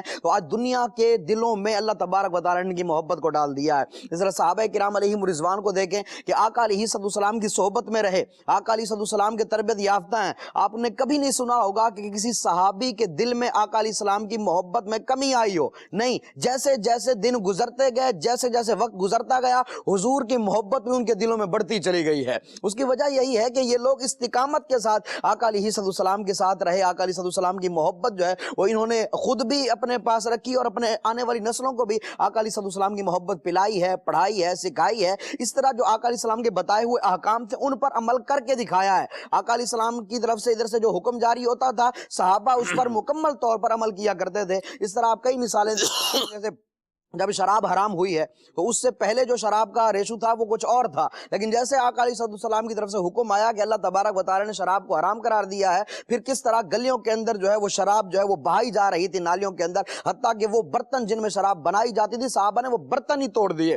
یہ تھی استقامت، یہ تھی آقا علیہ السلام کے فرمان پر عمل کرنے کا جذبہ کہ حضور نے فرما دیا ہے تو بس۔ آقا علیہ السلام نے ایک صحابی سے انگوٹھی لے کر جو ہے وہ پھینک دی تھی تو انہوں نے اس کو دوبارہ اٹھانا گوارا نہیں کیا، حالانکہ لوگوں نے کہا کہ اٹھا لیں، فرمایا نہیں، جس چیز کو آقا علیہ السلام نے ناپسندیدگی کی نگاہ سے دیکھا ہے میں کیسے اس کو اٹھا سکتا ہوں۔ تو یہ صحابہ کرام کا جذبہ تھا، یہ صحابہ کرام کی استقامت تھی کہ کس طرح استقامت کے ساتھ، کوشش کے ساتھ اور مستقل مزاجی کے ساتھ آقا علیہ السلام کے فرامین پر عمل کیا کرتے تھے۔ اور پھر دیکھیں کہ اللہ تبارک و تعالی نے ان کو ہر چیز سے محفوظ رکھا، کوئی غیر مناسب بات بھی جو ہے ان کی ذات میں نظر نہیں آتی۔ بعد میں آنے والے اولیاء کرام، بعد میں آنے والے تابعین، ان میں بھی غیر شرعی بات کا درجہ تو بہت دور کا ہے، غیر مناسب اور غیر اخلاقی بات بھی ان کی ذات سے چھو کے نہیں گزری۔ وجہ یہی تھی کہ استقامت کے ساتھ جو ہے وہ دین کے کاموں پہ لگے رہے، تو اللہ کا خاص فضل و کرم ہوا کہ اللہ نے غیر مناسب باتوں سے بھی ان لوگوں کو محفوظ رکھا ہے۔ اللہ تبارک و تعالی ہمارے حال پہ رحمت فرمائے اور ہمیں بھی اچھے انداز میں آگے بڑھنے کی توفیق عطا فرمائے، نیکیاں کرتے رہیں اور گناہوں سے اپنا دامن ہم نے کیا کرنا ہے، بچا کے رکھنا ہے، یہ ذہن بنا کے رکھنا ہے، اور اسی میں فلاح ہے، اسی میں کامیابی ہے۔ ورنہ یاد رکھیے فلسفے یہ دھرے کے دھرے رہ جائیں گے اور حقیقت اپنی جگہ پر موجود رہے گی، اور حقیقت وہی ہے جو اللہ اور اس کے رسول نے بیان فرمائی ہے۔ اللہ ہمیں اس پر عمل پیرا رہنے کی توفیق عطا فرمائے۔ جانشین میرے سنت کا ایک بڑا پیارا ویڈیو کلپ ہے ہمارے پاس، آئیے آپ کو دکھاتے ہیں۔ بارگاہ خداوندی عز و جل تک رسائی حاصل کرنے کے ذرائع اگرچہ بہت زیادہ ہیں، مگر ان میں سب سے زیادہ محبوب ذریعہ فرائض کی ادائیگی ہے۔ جیسا کہ ایک حدیث قدسی میں اللہ تبارک و تعالیٰ کا فرمان عالی شان ہے کہ میرا بندہ جن چیزوں کے ذریعے میرا قرب چاہتا ہے ان میں مجھے سب سے زیادہ فرائض پسند ہیں۔ تو یاد رکھیں کہ ہر مسلمان پر دو قسم کی عبادات فرض ہیں، ایک وہ کہ جن کا تعلق ظاہری اعضاء اور جوارح سے، یعنی جو ہمارا بدن ہے نا، ایک تو اس سے تعلق ہے، یعنی نماز، روزہ، حج، زکوٰۃ، نکاح، طلاق، خرید و فروخت وغیرہ، جبکہ دوسری وہ عبادات ہیں کہ جن کا تعلق دل سے ہے، مثلا منجیات یعنی عاجزی اور اخلاص اور توکل وغیرہ کا حصول، اور باطنی گناہ مثلا تکبر، ریاکاری، حسد وغیرہ سے بچنا، اور مہلکات یعنی ہلاکت میں ڈالنے والی چیزیں جیسا کہ جھوٹ، غیبت، چغلی اور بہتان وغیرہ۔ تو یاد رکھیں کہ ہمیں ان سب کے بارے میں ضروری معلومات حاصل کرنی چاہیے۔ تو اس کے لیے دعوت اسلامی کے دینی ماحول سے وابستہ رہیں، اور فرائض و واجبات کی ادائیگی ہم پر لازم ہے کہ جو ہم نے ہر صورت میں کرنی ہے، اور اگر ہم کثرت سے ذکر و فکر اور دیگر عبادات نہ بھی کر سکیں تو یہی ہمارے لیے کافی ہے۔ یعنی اگر ہم فرائض اور واجبات ان پہ اگر عمل کرتے ہوئے اپنی زندگی گزار دیتے ہیں تو یہ ہمارے لیے کافی ہے کہ اگر کوئی مستحب پر عمل نہیں کرتا، نوافل نہیں پڑھتا اور کثرت سے ذکر وغیرہ نہیں کرتا، تب بھی یہ ہمارے لیے کافی ہے۔ مگر اللہ تبارک و تعالیٰ کا مزید فضل و کرم پانے کے لیے ہمیں چاہیے کہ دیگر عبادات بھی گاہے بگاہے بچا لائیں، یعنی دیگر عبادات بھی ہم کرتے رہیں، نوافل بھی پڑھتے رہیں، درود شریف بھی پڑھتے رہیں، اللہ تبارک و تعالیٰ کا ذکر بھی کرتے رہیں، نفل روزے بھی جو ہے وہ رکھتے رہیں۔ آئیے اپنے دل میں عبادت کا ذوق اور شوق پیدا کرنے کے لیے چند مزید واقعات سنتے ہیں۔ ایک بار اللہ تبارک و تعالیٰ کے آخری نبی صلی اللہ تعالیٰ علیہ وآلہ وسلم مسجد میں تشریف لائے تو دیکھا کہ دو ستونوں کے درمیان ایک رسی بندھی ہوئی ہے۔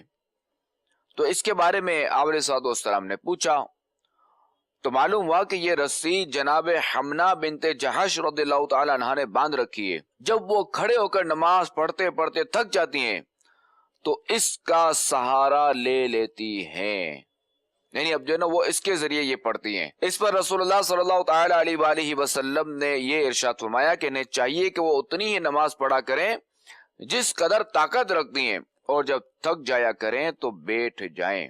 بیان کردہ حدیث پاک میں ایک صحابیہ حمنہ بنت جہش رضی اللہ تعالیٰ عنہ کے مسجد نماز پڑھنے کا تذکرہ ہے۔ تو یاد رکھیے یہ رسول اللہ صلی اللہ تعالی علیہ وآلہ وسلم کی حیات ظاہری کی باتیں،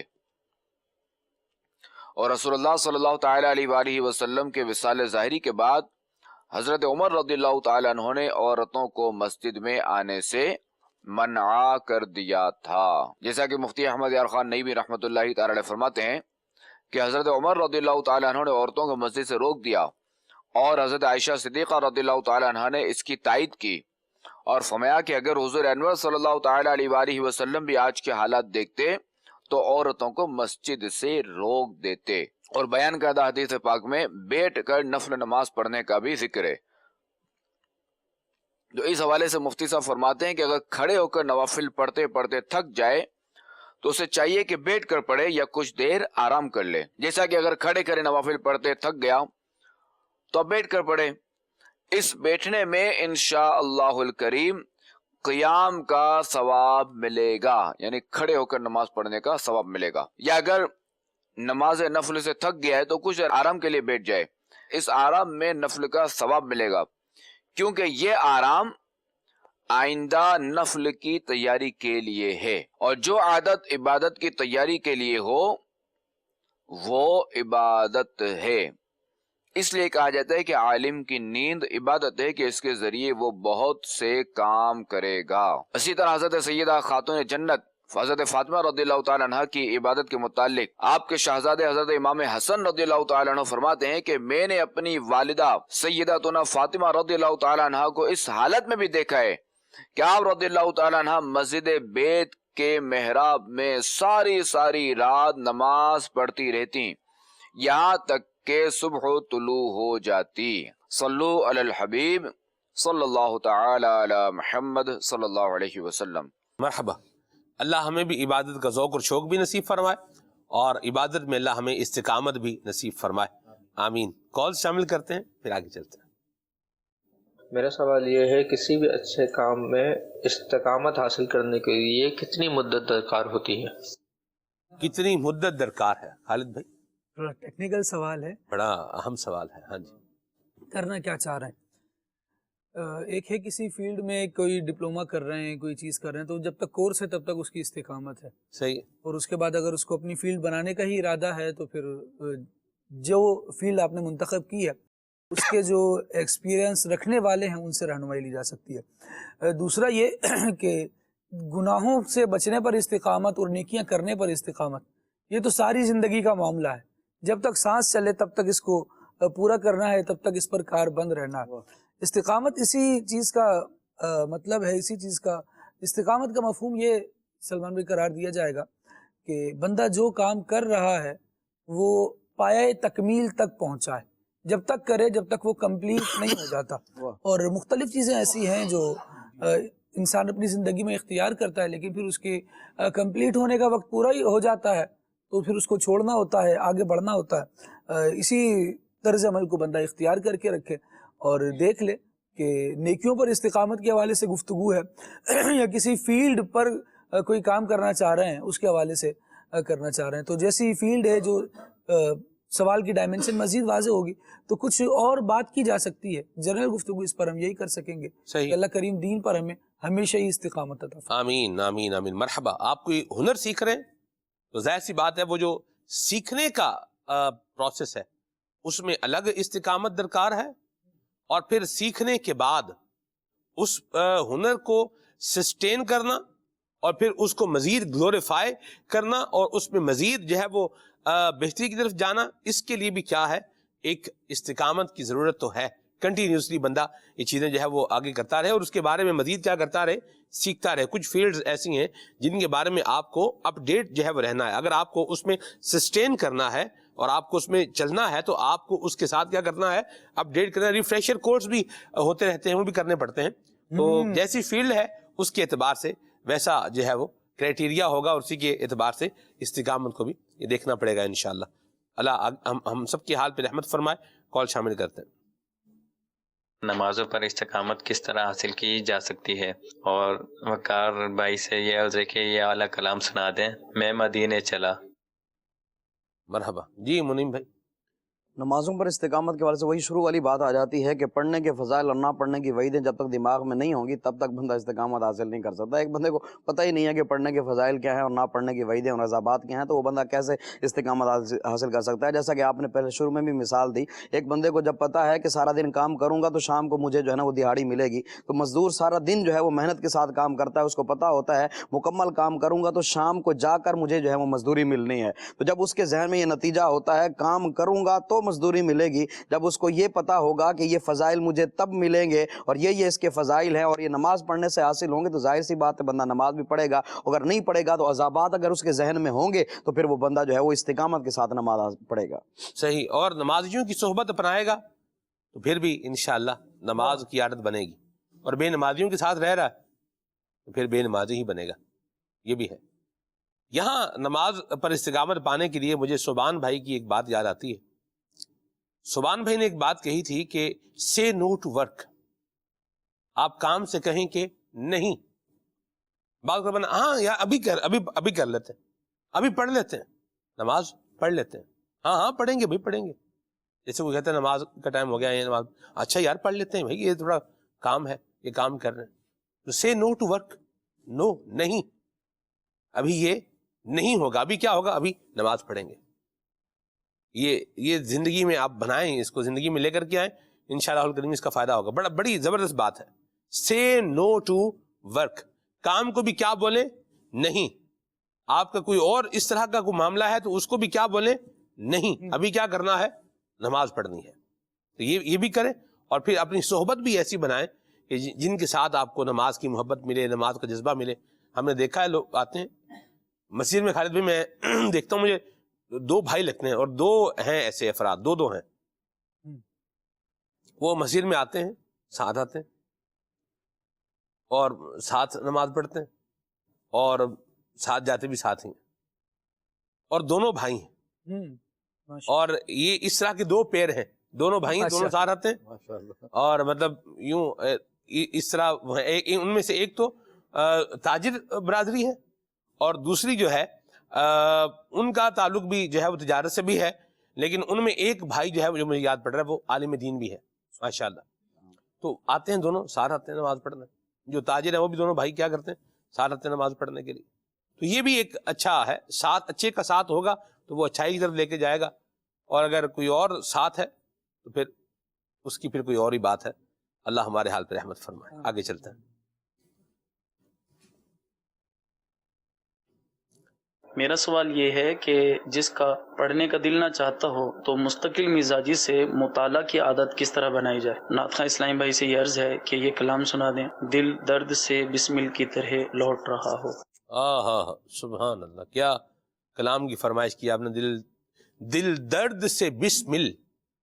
وہ جب مرغے کو ذبح کرتے ہیں نا، اس کی گردن پہ چھری چلاتے ہیں، ٹھیک ہے، تو پھر جو وہ تڑپتا ہے اسے کہتے ہیں مرغے بسمل.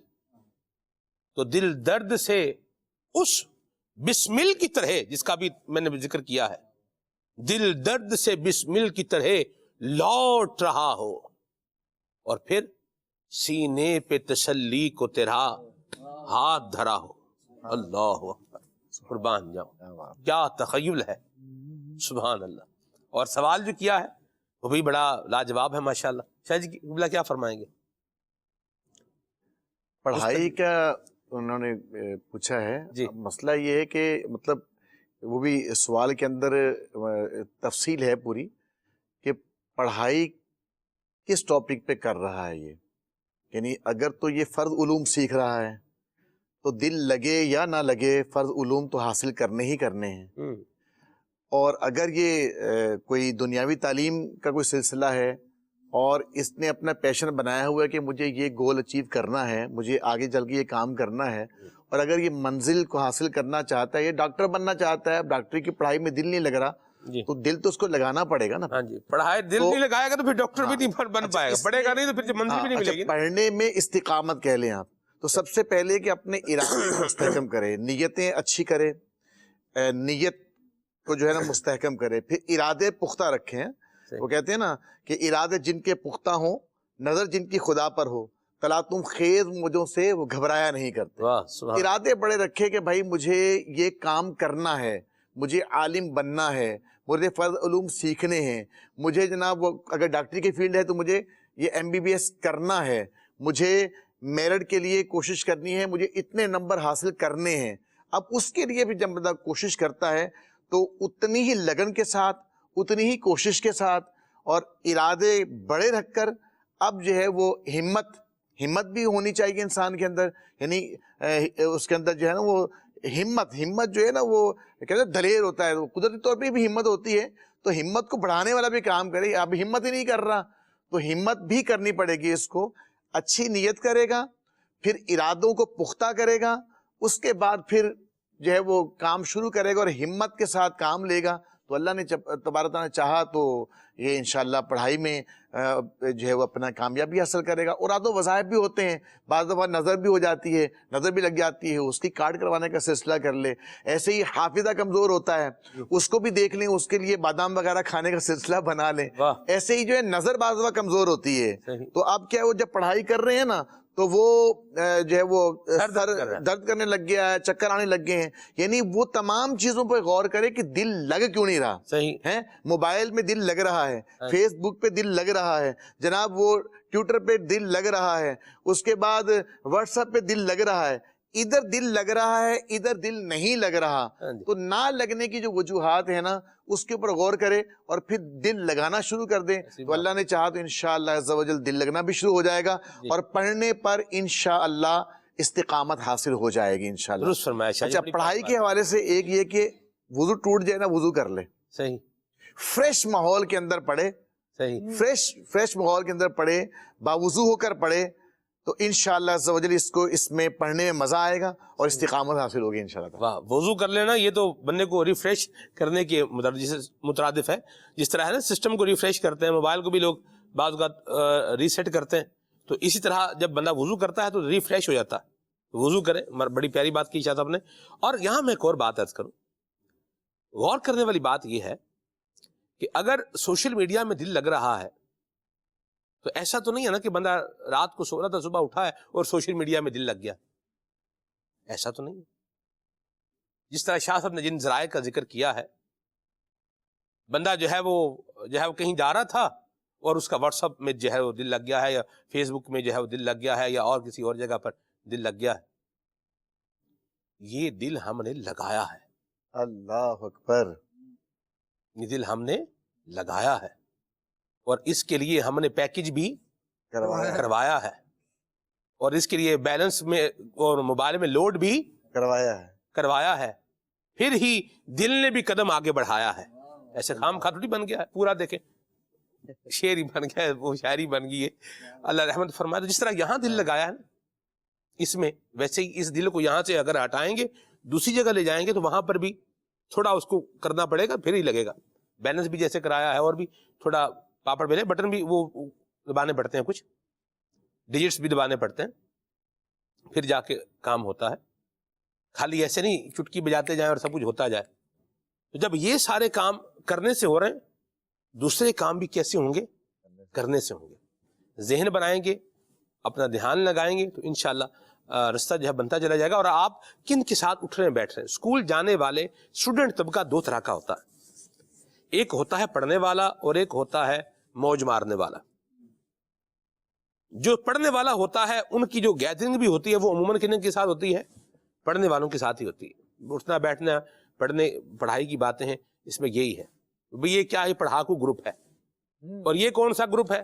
یہ پڑھائی کرنے والے. اب ان کو پڑھاکو بولیں، اب اس کو اگر چشمہ لگ گیا ہے تو پھر بھی باتیں کلاس میں مار ہی رہے ہیں کہ پڑھ کے نہ ہو گیا. یہ دیکھیں آپ اس طرح کی باتیں یہ یوں ہی کرتے ہیں. بولنے والے بول ہی رہے ہیں، کرنے والے کر ہی رہے.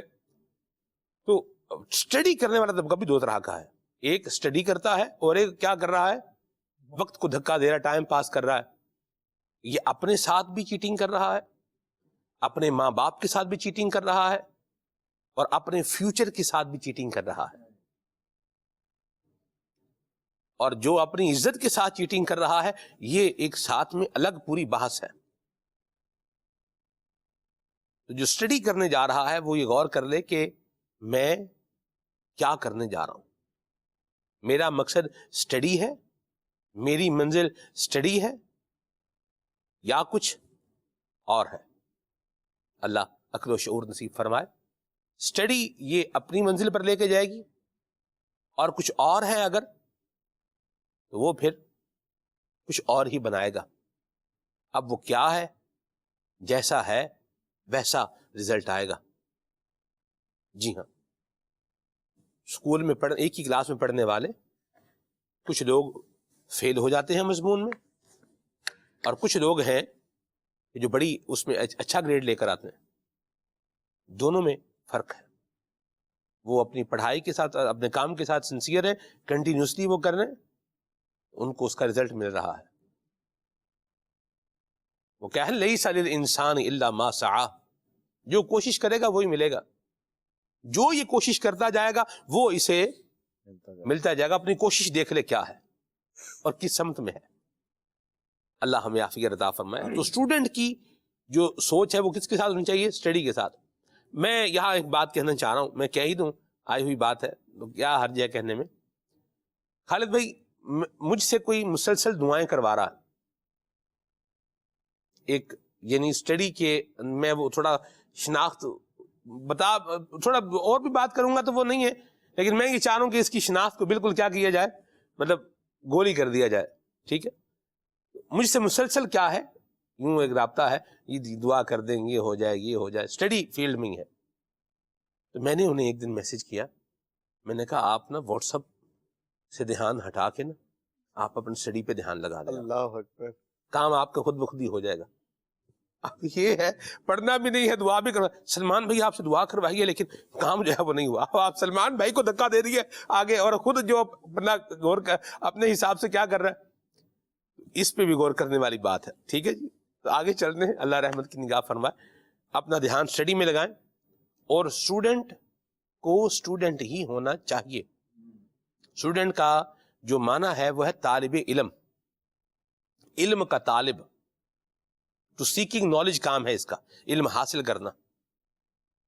علم حاصل کرنے جائے، اپنی دھاک بٹھانے، بدماشی کرنے، لفنٹریاں کرنے اور اس طرح کے کام، یہ اسٹوڈنٹ کے نہیں ہوتے. لہذا اسٹوڈنٹ کو یہ کام نہیں کرنے چاہیے. اللہ عافیت کی راہ عطا فرمائے. میرا خیال ہے جتنا کہہ دیا ہے خالد بھائی یہ کافی ہے. کال شامل کرتے ہیں. آپ کہہ رہے ہیں کہ بندہ استقامت کرے، اچھی بات ہے. اب جیسا کوئی کاروبار کرتا ہے، کوئی اس کو نقصان ہو جاتا ہے، اب کنٹینیو اس کو نقصان ہو رہا ہے، تو کیا مطلب وہ نقصان ہی کرتا رہے اپنا؟ اس میں یہی بات ہے نا، استقامت. بس وہ کام کر رہا ہے تو کرتا رہے، انشاءاللہ کامیابی ملے گی. جب تک کامیابی ملے گی، جب تک بندہ پورا ہو جائے گا. تو اس بارے میں کیا کہتے ہیں آپ؟ اس میں دو باتیں حضور مبلغین، اس پر ہم مدنی پھول لیں گے منیم بھائی سے، قبلہ شاہ صاحب سے بالخصوص. دو باتیں میرے حضور. کام جب شروع ہوتا ہے تو اس میں پہلے ہی بڑا بمبارڈ فائدہ اور پروفٹ آ جائے، ایسا نہیں ہوتا. اپنی پہچان بنانے میں بعض اوقات وقت لگتا ہے. کیا کاروبار کر رہا ہے یہ دیکھنے میں بھی کیا ہے ضرورت ہے. بھی اس نے سردیوں کے موسم میں اس نے شربت کی، جوسز کی جو ہے وہ دکان کھول لی ہے، اور کوئی پہچان بھی نہیں ہے، اور کوئی مارکیٹنگ بھی کیا ہے وہ نہیں ہے. آپ مجھے بتائیں، سردیوں میں جوس پینے والا طبقہ آپ کو کم ملے گا. سردیوں میں آئس کریم کھانے والے لوگ بھی آپ کو قدرے کم ملیں گے. جو آئس کریم کھاتے ہیں پھر ان کا حال کیا ہوتا ہے، اس پہ پھر تبصرے کی حاجت یہ نہیں ہے. کیا کہیں گے منیم بھائی؟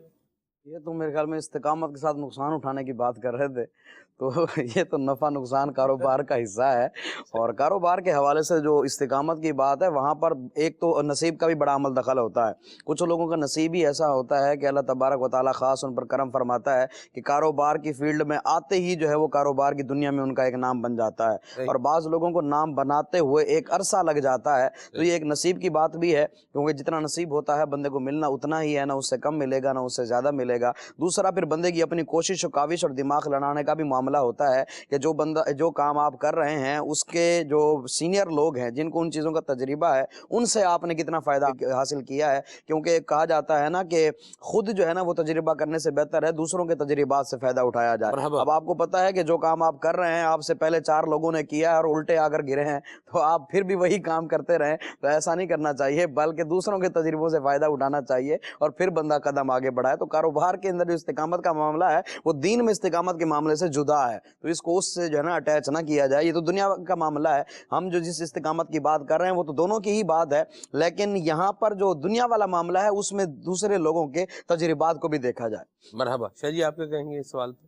اصل میں درست وے کے اندر نا جو بھی کام کر رہا ہے, جو بھی کوشش کر رہا ہے, جو بھی استقامت پا رہا ہے, تو اگر اس کا درست راستہ ہی نہیں ہے, جانا بندے نے کراچی ہے اور ٹرین پکڑی ہوئی ہے لاہور والی, بڑی مستقل مزاجی کے ساتھ ٹرین چل رہی ہے, بڑی مستقل مزاجی کے ساتھ جا رہا ہے, پہنچنا اس نے لاہور ہی ہے, کراچی نہیں پہنچنا ہے. ایسا ہی تو درست وے کے اندر جو ہے اگر آپ کی جو ڈائریکشن درست نہیں ہے تو پھر وہ مستقل مزاجی کے ساتھ اسی طرف چلے جانا وہ درست نہیں ہے. پھر اگر کوئی آپ کی ڈائریکشن درست کرتا ہے تو اپنی ڈائریکشن کو جو ہے وہ درست کر لیجئے اور درست ڈائریکشن کی طرف مستقل مزاجی کے ساتھ استقامت کے ساتھ چلیں گے تو انشاءاللہ عز و جل درست منزل پر پہنچ جائیں گے انشاءاللہ. مرحبا, کیا بات ہے جی.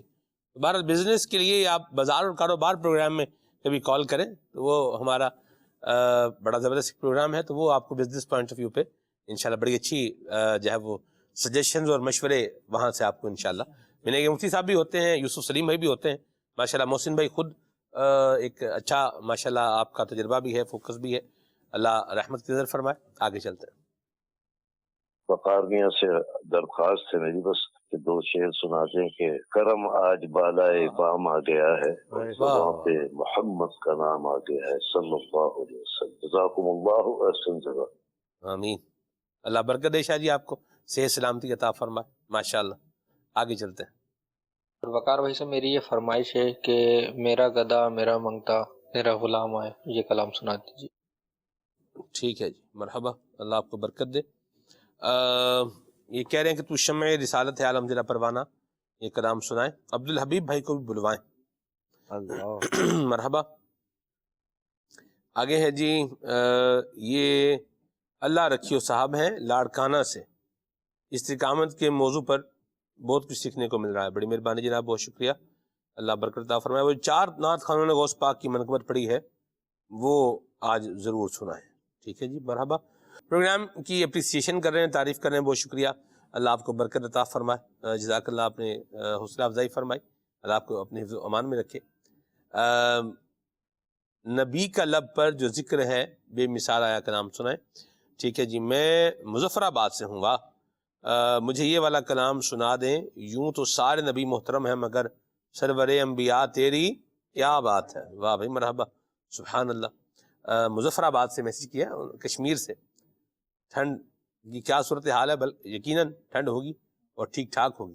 کشمیر بھی ٹھنڈے علاقوں میں سے جو ہے نا وہ ایک علاقہ ہے, اور کشمیر کی سنو فال کا میرا ایک ہی تجربہ ہے, اور وہ جو تجربہ ہے وہ یعنی سنو فال جب ہوتی ہے نا منیم بھائی, تو بندے ایک ہم لوگ جو عام طور پر سنو فال سے جن کا وہ نہیں ہوتا تو ان کو جب برس رہی ہوتی ہے, سنو فال ہو رہی ہوتی ہے, تو بڑا اچھا سا جو ہے لگتا ہے. تو میں نے جو سنو فال دیکھی ہے نا, خوف آئے اس سنو فال سے, اللہ رحمت کی نظر فرمائے. بھارت جو آج کا نسل وہاں پر ہیں, اللہ ان کو اپنی ایمان پناہ میں رکھے. ٹھیک ہے جی, آگے چلتے ہیں. ایسا لگتا ہے مدینے جلد وہ بلوائیں گے, کلام سنائیں. مرحبا, بڑے پیارے کلام کی فرمائش کی ہے آپ نے. یہ ہیں جی سرائے کی زبان میں کلام سننا ہے ان کو. بہت شکریہ. پل سے اتارو راہ گزر کو خبر نہ ہو, وہ سوئے لالہ دار پھرتے ہیں. پھول نگر سے میسج ہے, بڑی مہربانی جناب. یا رسول اللہ انظر حالنا, کلام سنیں گجرانوالا سے میسج ہے. اور ماشاءاللہ, اللہ سب کو برکت دے جی. وقار بھائی سے کلام سنتے ہیں, پھر آگے چلتے ہیں. نور الحبیب صلی اللہ علیہ محمد. کرم آج بالائے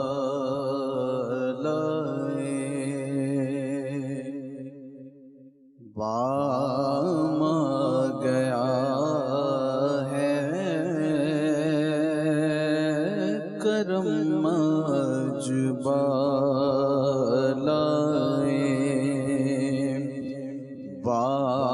بام آ گیا ہے زبان پر محمد کا نام آ گیا ہے زبان پر محمد کا نام آ گیا ہے کرم آج بالائے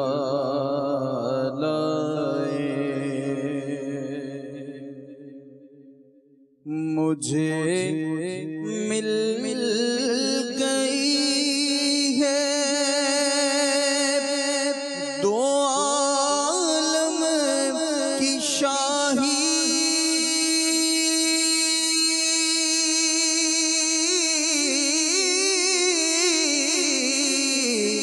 مجھے مل گئی ہے دو عالم کی شاہی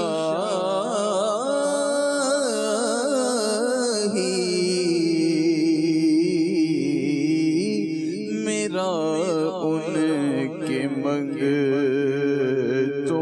میں نام آ گیا ہے میرا ان کے منگتوں میں نام آ گیا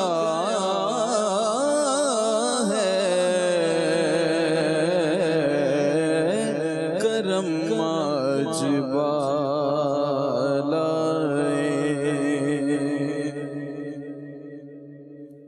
مزہ تب ہے سرکار محشر میں کہہ دے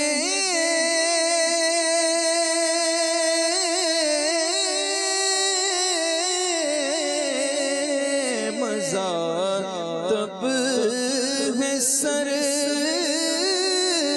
سرکار محشر میں کہہ دے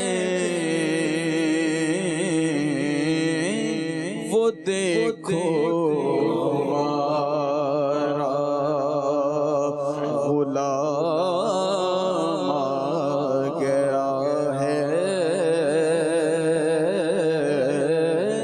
وہ دیکھو ہمارا غلام آ گیا ہے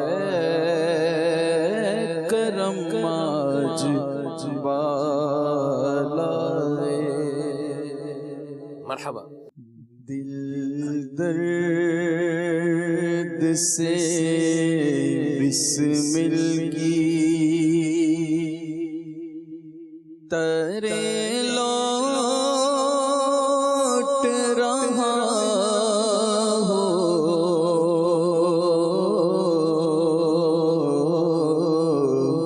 سینے پہ تسلی کو تیرا ہاتھ دھرا ہو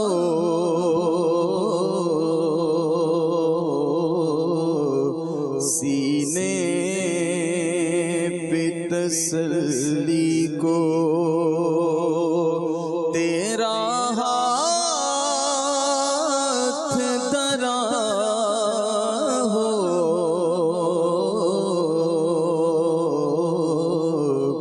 دل درد سے بسمل کی گر وقت اجل سر تیری چوکھٹ جھکا ہو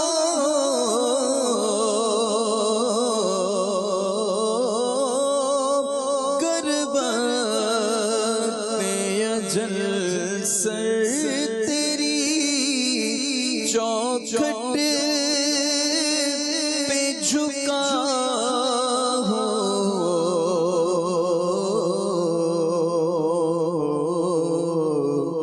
جتنی ہو قضا ایک ہی سجدے میں ادا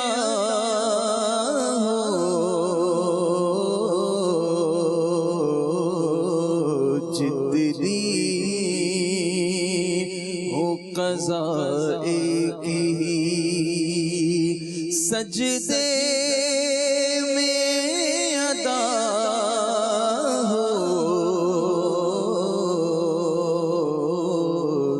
دل درد سے بسمل کی وہ سوئے لالازار پھرتے ہیں وہ سوئے لالازار پھرتے ہیں وہ سوئے لالازار پھرتے ہیں تیرے دن ہے بہار پھرتے ہیں تیرے دن ہے بہار پھرتے ہیں اس گلی کا گدا ہوں میں جس میں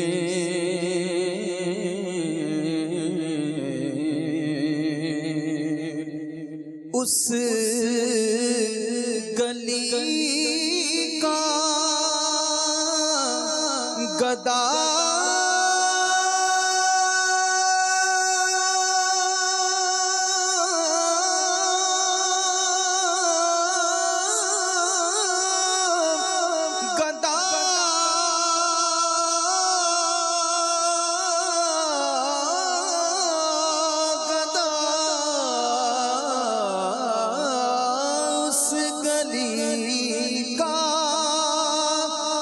گدا ہوں میں جس میں مانگتے تاجدار پھرتے ہیں مانگتے تاجدار پھرتے ہیں وہ سوئے لالازار پھرتے ہیں. واہ مرحبا ماشاءاللہ وقار بھائی، اللہ آپ کو برکت عطا فرمائے. ماشاءاللہ حضرت قبلہ استاذ العلماء حضرت مفتی ابو محمد علی اصغر عطاری مدنی دامت قدم القدسیہ کا ماشاءاللہ ایک سجیشن بھرا واٹس اپ جو ہے وہ آیا ہے. ماشاءاللہ بڑی پیاری بات فرمائی ہے، حوصلہ افزائی بھی ہے اور ماشاءاللہ سجیشن بھی ہے. اللہ برکتیں عطا فرمائے استاد صاحب کو بھی، اور مدنی چینل کے ناظرین جو پروگرام دیکھ رہے ہیں اللہ آپ سب پر اپنی رحمت کا سایہ فرمائے. 4 نعت خانوں کی پڑی ہوئی منقبت غوث پاک سننے کی فرمائش تھی، آئیے فرمائش پوری کیے دیتے ہیں. 4 جیلان پیر پیران 4 جیلان پیر پیران مرشد میرے غوث پاک مرشد میرے غوث پاک مرشد میرے غوث پاک 4 جیلان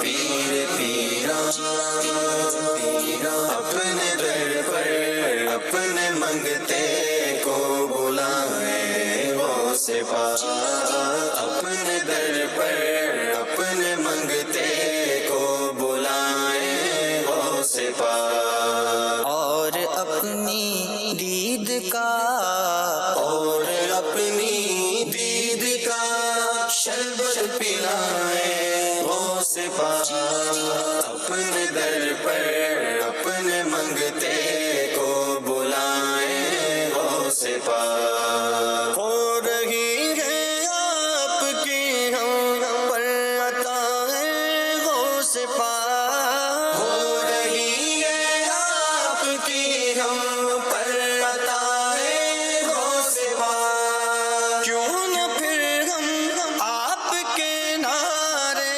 لگائیں غوث پاک غوث پاک سلطان ولایت غوث پاک ولیوں کی حکومت غوث پاک شہباز خطابت غوث پاک فانوس ہدایت غوث پاک سرتاج شریعت غوث پاک اپنے در پر اپنے منگتے کو بلائیں غوث پاک اپنے در پر اپنے منگتے کو بلائیں غوث پاک اور اپنی دید کا اور اپنی دید کا شربت پلائیں غوث پاک اپنے در پر اپنے منگتے کو بلائیں غوث پاک شاہ جیلان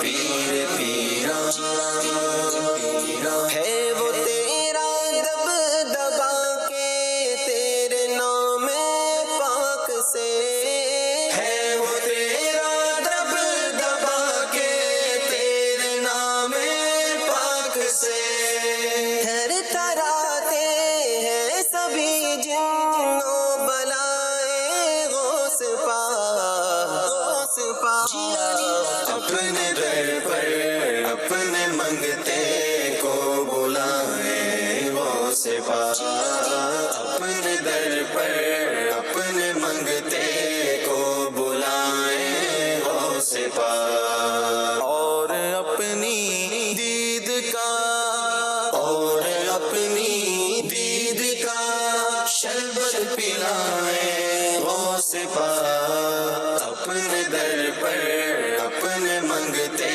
کو بلائیں غوث پاک مرشد میرے غوث پاک مرشد میرے غوث پاک آپ میرے دل جگر میں اور آنکھوں میں رہے آپ میرے دل جگر میں اور آنکھوں میں رہے یاد بن کر میری نس نس میں سمائے غوث پاک غوث پاک جیلانی اپنے در پر اپنے منگتے کو بلائیں غوث پاک اپنے در پر اپنے منگتے کو بلائیں غوث پاک اور اپنی دید کا اور اپنی دید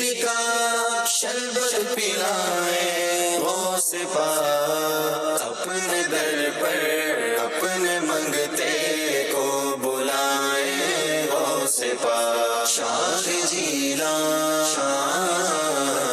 پیر پیران بے وفا ہے ہم نبھا پائے نہ کچھ بھی آپ سے بے وفا ہے ہم نبھا پائے نہ کچھ بھی آپ سے حشر تک بس آپ ہی ہو کو نبھائے غوث پاک غوث پاک جیلانی اپنے در پر اپنے منگتے کو بلائیں غوث پاک اپنے در پر اپنے منگتے کو بلائیں غوث پاک اور اپنی دید کا اور اپنی دید کا شربت پلائیں غوث پاک اپنے در پر اپنے منگتے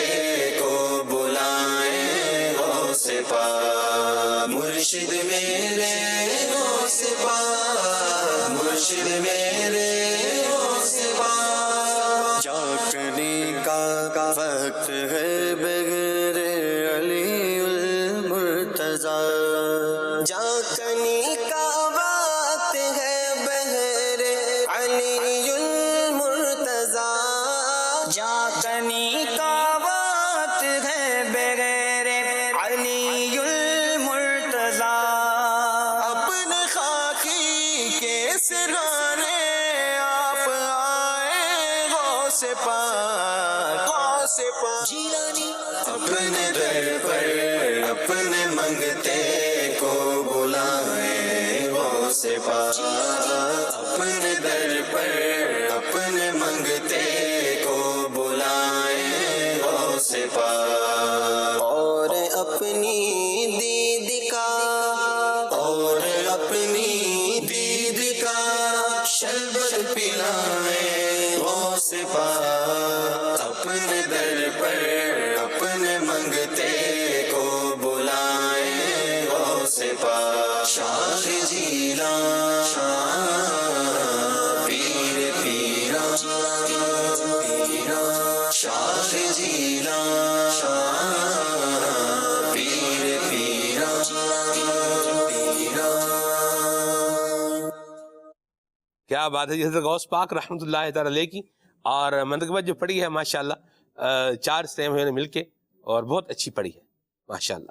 اللہ پاک ہمیں اولیاء کی برکتیں اور ان کا فیضان نصیب فرمائے. استقامت کے کچھ فضائل منعیم بھائی آپ میں چاہتا ہوں آپ ذکر فرمائیں تاکہ ہم اس کو بھی تھوڑا فوکس کریں. ابھی اب استقامت اپنائیں گے تو ملے گا کیا؟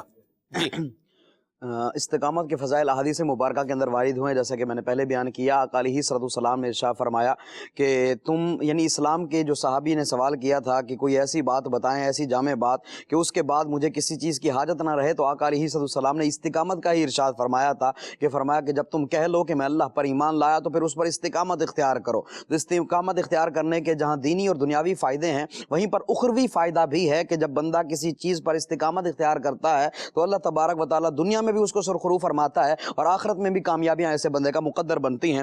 علماء کرام اور اہل علم لوگوں کی صحبت اختیار کی جائے جہاں استقامت کے فضائل بھی بیان کیے جاتے ہوں اور جہاں پر استقامت کے ساتھ بندہ اپنی زندگی گزارے. اہل علم لوگوں کی جو صحبت ہوتی ہے نا، یہ انسان کو دنیا میں بھی کامیاب کرواتی ہے اور آخرت کے اندر بھی کامیاب کروائے گی. علماء کرام کو اللہ تبارک و تعالیٰ نے بڑا مقام و مرتبہ عطا فرمایا ہے. جو لوگ دنیا میں علماء کرام کے ساتھ رہتے ہیں آپ نے ان کو دیکھا ہوگا کہ اللہ تبارک و تعالیٰ نے ان کو یہ شان عطا فرمائی ہوتی ہے کہ وہ یکسوئی کے ساتھ دینی کاموں میں بڑھ چڑھ کر حصہ لیتے رہتے ہیں، یعنی اس کے اندر اضافہ تو ہوتا رہتا ہے، کمی نہیں آتی. تو علماء کرام کی صحبت اختیار کی جائے، یہ دنیا کے اندر بھی کام آئے گی اور انشاءاللہ آخرت کے اندر بھی کام آئے گی. جیسے کہ حدیث پاک میں آتا ہے کل قیامت کا دن ہوگا اور ایک بندے کو جہنمی قرار دے دیا جائے گا اس کے اعمال کی وجہ سے کہ یہ بندہ جہنم میں جانے والا ہے. لیکن اللہ تبارک و تعالیٰ جبریل امین سے ارشاد فرمائے گا کہ اے جبریل جا کر اس سے کچھ سوالات کرو. اور پہلا سوال یہ ہوگا کہ اس سے جا کر پوچھا جائے دنیا میں تیرا کوئی دوست عالم تھا؟ اب جبریل امین آ کر اس سے پوچھیں گے کہ تیرا کوئی دوست عالم تھا، تیرے دوستوں میں کوئی ایسا بندہ تھا جو عالم ہو؟ تو وہ بندہ کہے گا لا. جبریل امین آ کر عرض کریں گے مولا تو بہتر جانتا ہے اس بندے نے کیا جواب دیا ہے. اللہ فرمائے گا اس سے جا کر پوچھ کبھی کسی عالم کے دسترخوان پہ کھانا کھایا تھا؟ تو وہ کہے گا لا. جبریل امین عرض کریں گے مولا تو بہتر جانتا ہے اس نے کیا جواب دیا ہے. اب اللہ تبارک و تعالیٰ دوبارہ بھیجے گا، حالانکہ یہ وہ بندہ جس کو اعمال کی وجہ سے جہنمی قرار دے دیا گیا، اس کو جہنم میں ڈالا جانے والا تھا، کہ یہ سوالات کیے جا رہے ہیں. ایک سوال یہ ہوگا، اللہ فرمائے گا جبرائیل اس سے جا کر پوچھو کبھی کسی عالم کے حجرے میں رہا ہے؟ کبھی کسی عالم کے حجرے میں رہا ہے، اس کے کمرے میں رہا ہے جہاں پر عالم رہتا ہو؟ وہ کہے گا لا. چوتھا سوال یہ ہوگا، اللہ تبارک و تعالیٰ ارشاد فرمائے گا اس سے جا کر پوچھو کہ کبھی اپنے کسی بیٹے کا نام عالم کے نام پہ رکھا ہے؟ تو وہ کہے گا لا، میں نے اپنے کسی بیٹے کا نام عالم کے نام پر نہیں رکھا. یعنی یہ 4 سوال ہوں گے. پہلا سوال اس سے یہ ہوگا تیرے دوستوں میں سے کوئی عالم تھا؟ وہ کہے گا نہیں. تو نے کبھی عالم کے دسترخوان پہ کھانا کھایا تھا؟ وہ کہے گا نہیں. تیسرا سوال ہوگا کبھی کسی عالم کے حجرے میں رہا تھا؟ وہ کہے گا نہیں. چوتھا سوال ہوگا کبھی کسی اپنے بیٹے کا نام کسی عالم کے نام پہ رکھا تھا؟ وہ کہے گا نہیں. آخری سوال ہوگا 5واں، حالانکہ یہ وہ بندہ ہے جس کو جہنمی قرار دے دیا گیا. آخری سوال یہ ہوگا، اللہ فرمائے گا جبرائیل اس سے جا کر پوچھو چلو تیرے دوستوں میں کوئی عالم نہیں تھا، یہ بتا کوئی ایسا ایسا بھی تیرا دوست تھا جس کا آگے دوست عالم تھا؟ وہ کہے گا نام. اللہ فرمائے گا جبرائیل اس کا ہاتھ پکڑو اور اس کو جنت کے اندر داخل کر دو.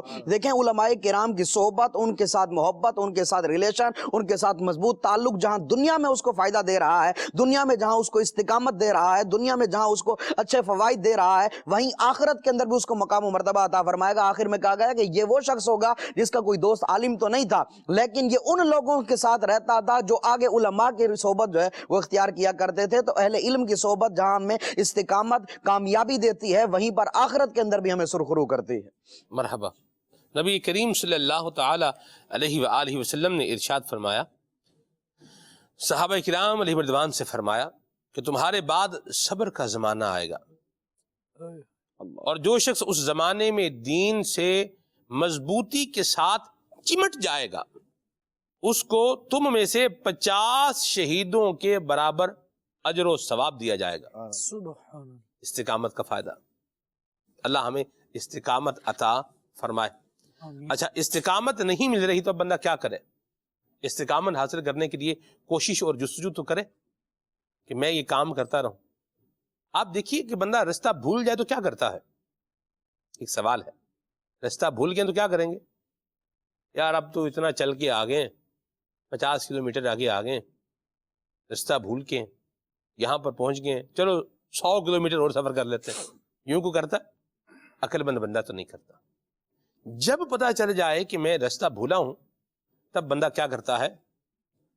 گاڑی اپنی موڑ لیتا ہے، رستہ تبدیل کر لیتا ہے، پیدل جا رہا ہے تو بھی وہ درست سمت میں آ جاتا ہے کہ میری منزل جس پر میں نے جانا ہے رستہ وہ ہے. تو شیطان بھی اگر نیکیوں سے، اچھائیوں سے، اللہ تبارک و تعالیٰ کی یاد سے بندے کو ہٹانے کی کوشش کر رہا ہے تو اب بندہ بھی ہٹا نہ رہے، بلکہ جب پتہ چل جائے کہ یہ جس رستے میں میں جا رہا ہوں یہ درست نہیں ہے تو رستہ تبدیل کر لے اور سیدھے رستے پر آ جائے. خالد بھی کیا فرمائیں گے؟ بالکل جی، ایسا ہی ہونا چاہیے، سیدھے رستے پر آ جائے اور آنکھ کھلی تب ہوا سویرا. جی، جب اللہ تبارک و تعالیٰ نے یہ بات ظاہر فرما دی کہ غلطی پر ہے بندہ، جی، تو اب اس کو چاہیے کہ کتنی بڑی سعادت اسے مل گئی کہ اس کو پتہ چل گیا کہ میں غلطی پر ہوں. جی، اب اگر یہ اسی پر ڈٹا رہے تو یہ اس کی غلطی پر مصر رہنا اس کی بیوقوفی کی علامت قرار پائے گا. جبکہ جو بندہ غلطی پر ہو لیکن اسے، اللہ اکبر، وہ کہا گیا کہ نظر آ جائے جس کو منزل مقصود کا رستہ، رہے پھر بھی وہ زنجیر تأمل میں ہی پابستہ، یہی تو صبح ناکامی ہے، یہ شام غریبی ہے، کسی کے آسرے پر بیٹھے رہنا بد نصیبی. بندہ پھر یوں سوچتا رہے کوئی آئے، کوئی بتائے، کوئی سمجھائے، کوئی کچھ کرے. اب وہ نہ کوئی آئے گا نہ آپ کا مسئلہ حل ہوگا. اپنے مسئلے کو حل کرنے کے لیے آپ خود سے کوشش کریں. یہاں غوث پاک رحمۃ اللہ تعالی علیہ کا یہ فرمان میں کوٹ کرنا چاہوں گا کہ سرکار بغداد رحمۃ اللہ تعالی علیہ نے ارشاد فرمایا، اے بندے اپنے آپ کو نصیحت کر اور نیک اعمال کی طرف آنے کے لیے دوسرے کی نصیحت کے آسرے پر مت رہے. تو کیوں ایسا کیوں کرے بھائی؟ دوسرے کی نصیحت کے آسرے پر کیوں نہ رہے؟ فرمایا کیوں؟ کیونکہ تو جب خود کو واعظ کرے گا نا تو یہ واعظ دوسرے کے واعظ سے زیادہ کار فرما ہوگا، کیونکہ دوسرا تمہارے ظاہر کو دیکھتے ہوئے تمہیں واعظ کہے گا، جبکہ تم جب اپنے آپ کو واعظ کہو گے نا تو تم اپنے باطن کو دوسرے سے زیادہ جانتے ہو. کیا بات! تو اپنی جو کوتاہیاں ہیں، اپنی جو خامیاں ہیں، بندہ ان پر زیادہ تلے ہوگا اور پھر ان کو صحیح کرنے کی کوشش کرے گا. سلمان بھائی، اولین بات یہ ہے کہ بندے کا اصلاح کی طرف آ جانا. ایک بات تو وہ آپ نے ارشاد فرمائی کہ جب اس کو پتہ چل گیا کہ غلطی پر ہوں تو اب کیا کرے؟ اب اپنی اصلاح کا خود ذہن تو بنائے، اس طرف آئے تو صحیح. اگر یہ اسی بات پر ڈٹا ہوا ہے کہ بس ٹھیک ہے غلطی ہے بھی تو کیا ہے، جیسا چل رہا ہے ویسے چلاؤ. رب العالمین جل وعلا نے ارشاد فرمایا، وَإِمَّا يُنْسِيَنَّكَ الشَّيْطَانُ فَلَا تَقْعُدْ بَعْدَ الذِّكْرَى. جب تمہیں شیطان بھلا دے تو یاد آئے پر اب بیٹھے نہ رہو مع القوم الظالمین، اب ظالموں کے ساتھ نہیں بیٹھے رہو. غلطی کا احساس ہو گیا، غلطی آشکار ہو گئی، اب اسی پر مصر نہیں رہنا بلکہ اب اسے چھوڑنا ہے تاکہ آپ اصلاح کی طرف آ سکیں، راہ ہدایت کی طرف آ سکیں اور رب العالمین جل وعلا کے راستے کی طرف آ سکیں. کتنے لوگ سلمان بھائی زمانہ رسالت میں ایسے گزرے کہ جنہیں یہ بات واضح ہو گئی کہ ہم غلطی پر ہیں، لیکن پھر بھی کیا کیا؟ बुरी सोहबतें नहीं छोड़ी, बुरी संगतें नहीं छोड़ी, और नतीजा क्या हुआ कि रोशनी सामने मौजूद होने के बावजूद भी अपने यूं समझे कि अंधेपन की वजह से वो हिदायत हासिल ना कर सके। हालांकि महसूस कर रहे थे कि आगे हिदायत है, आगे मंजिल है, लेकिन जब गलती का एहसास होने के बावजूद भी बंदा अपने आप को नहीं जगाता तो मुश्किल हो जाती है। कहा जाता है कि सोए हुए को उठाना ये आसान होता है, लेकिन जागे हुए को जगाना मुश्किल, ये बड़ा मुश्किल होता है। वो फिर जबरदस्ती ही अपने आप को सुलाने की कोशिश कर रहा होता है, ना उसे आराम आता है और ना वो बेचारा सही से जाग पाता है। नतीजा ये होता है कि जो वक्त मिला था, जो मोहलत मिली थी, जहाँ थोड़ी सी स्ट्रगल करके अपनी दुरुस्त राह की तरफ आ सकते थे, अपनी आंखें सही तौर पर खोल सकते थे, मौका जाया कर दिया। उसके बाद फिर क्या है, फिर कफे अफसोस मलना ही काम रह जाता है। कफे अफसोस यानी बात अगर बंदा हाथ मल रहा होता है ना, हाय क्या हो, इसे कहते हैं कफे अफसोस मलना। चलें ये भी थोड़ी वजाहत हो जाए। तो बंदा इस्तिकामत अपनाए नेकियों पर, अच्छाइयों पर, अच्छे अखलाक पर, अच्छे किरदार पर, अच्छे मामलात पर, अमानत पर, दयानत पर, शराफत पर, पाकीज़गी पर और बातिन की बेहतरी पर बंदा इस्तिकामत अपनाए, सुलहा की सोहबत पर और नेक लोगों के साथ जो है वो बस्तगी पर इस्तिकामत पाएगा, दुनिया और आखिरत की खैर पाएगा। और इसका बेहतरीन ज़रिया अल्लाह की रहमत से दावत इस्लामी का दीनी माहौल है। आप दावत इस्लामी के दीनी माहौल से वाबस्ता हो जाएं, इंशाअल्लाहुल करीम जितनी चीज़ें मैंने बयान की हैं इन पर आपको इस्तिकामत मिलने के रस्ते इंशाअल्लाह ये नज़र आते चले जाएंगे। और जो बंदा वो रस्ते देखेगा और देखने के बाद जब उनको अपनाएगा और अपने ऊपर नाफिज करेगा तो इंशाअल्लाह वो उसकी बरकतों को, उसकी फ्रेगरेंस को, खुशबू को, बहारों को अपनी ज़िंदगी में महसूस करेगा। अल्लाह हम सबको अमल की तौफीक अता फरमाए और दावत इस्लामी के दीनी माहौल से अल्लाह हम सबको, हमारी यार औलाद को वाबस्ता रहने की सआदत नसीब फरमाए। आमीन। सुब्हानकल्लाहुम्मा व बिहम्दिका अशहदु अल्ला इलाहा इल्ला अंता अस्तगफिरुका व अतूबु इलैक। सलाम पढ़ते हैं। दीन हक के रहबर तुम पर सलाम हरदम, मेरे शफीए महशर तुम पर सलाम हरदम, तुम पर सलाम हरदम, तुम पर सलाम हरदम। बंदा तुम्हारे दर का आफत में मुब्तला है, बंदा तुम्हारे दर का आफत में मुब्तला है।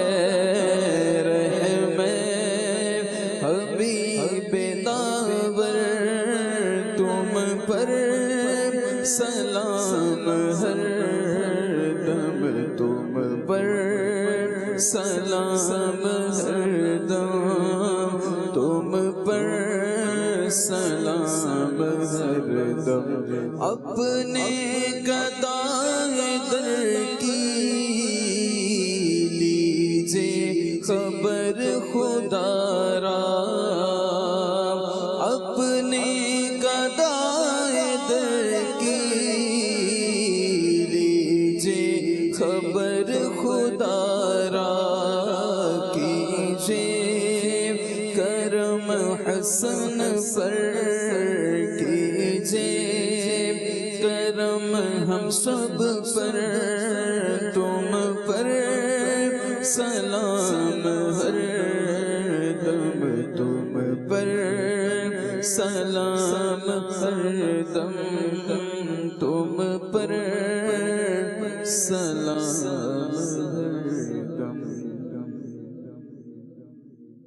नया दिन है, सुबह फिर आई है, देखो लबों पर ज़िक्र खुदा, ज़िक्र आका, खुले आँख सल्ले अला कहते कहते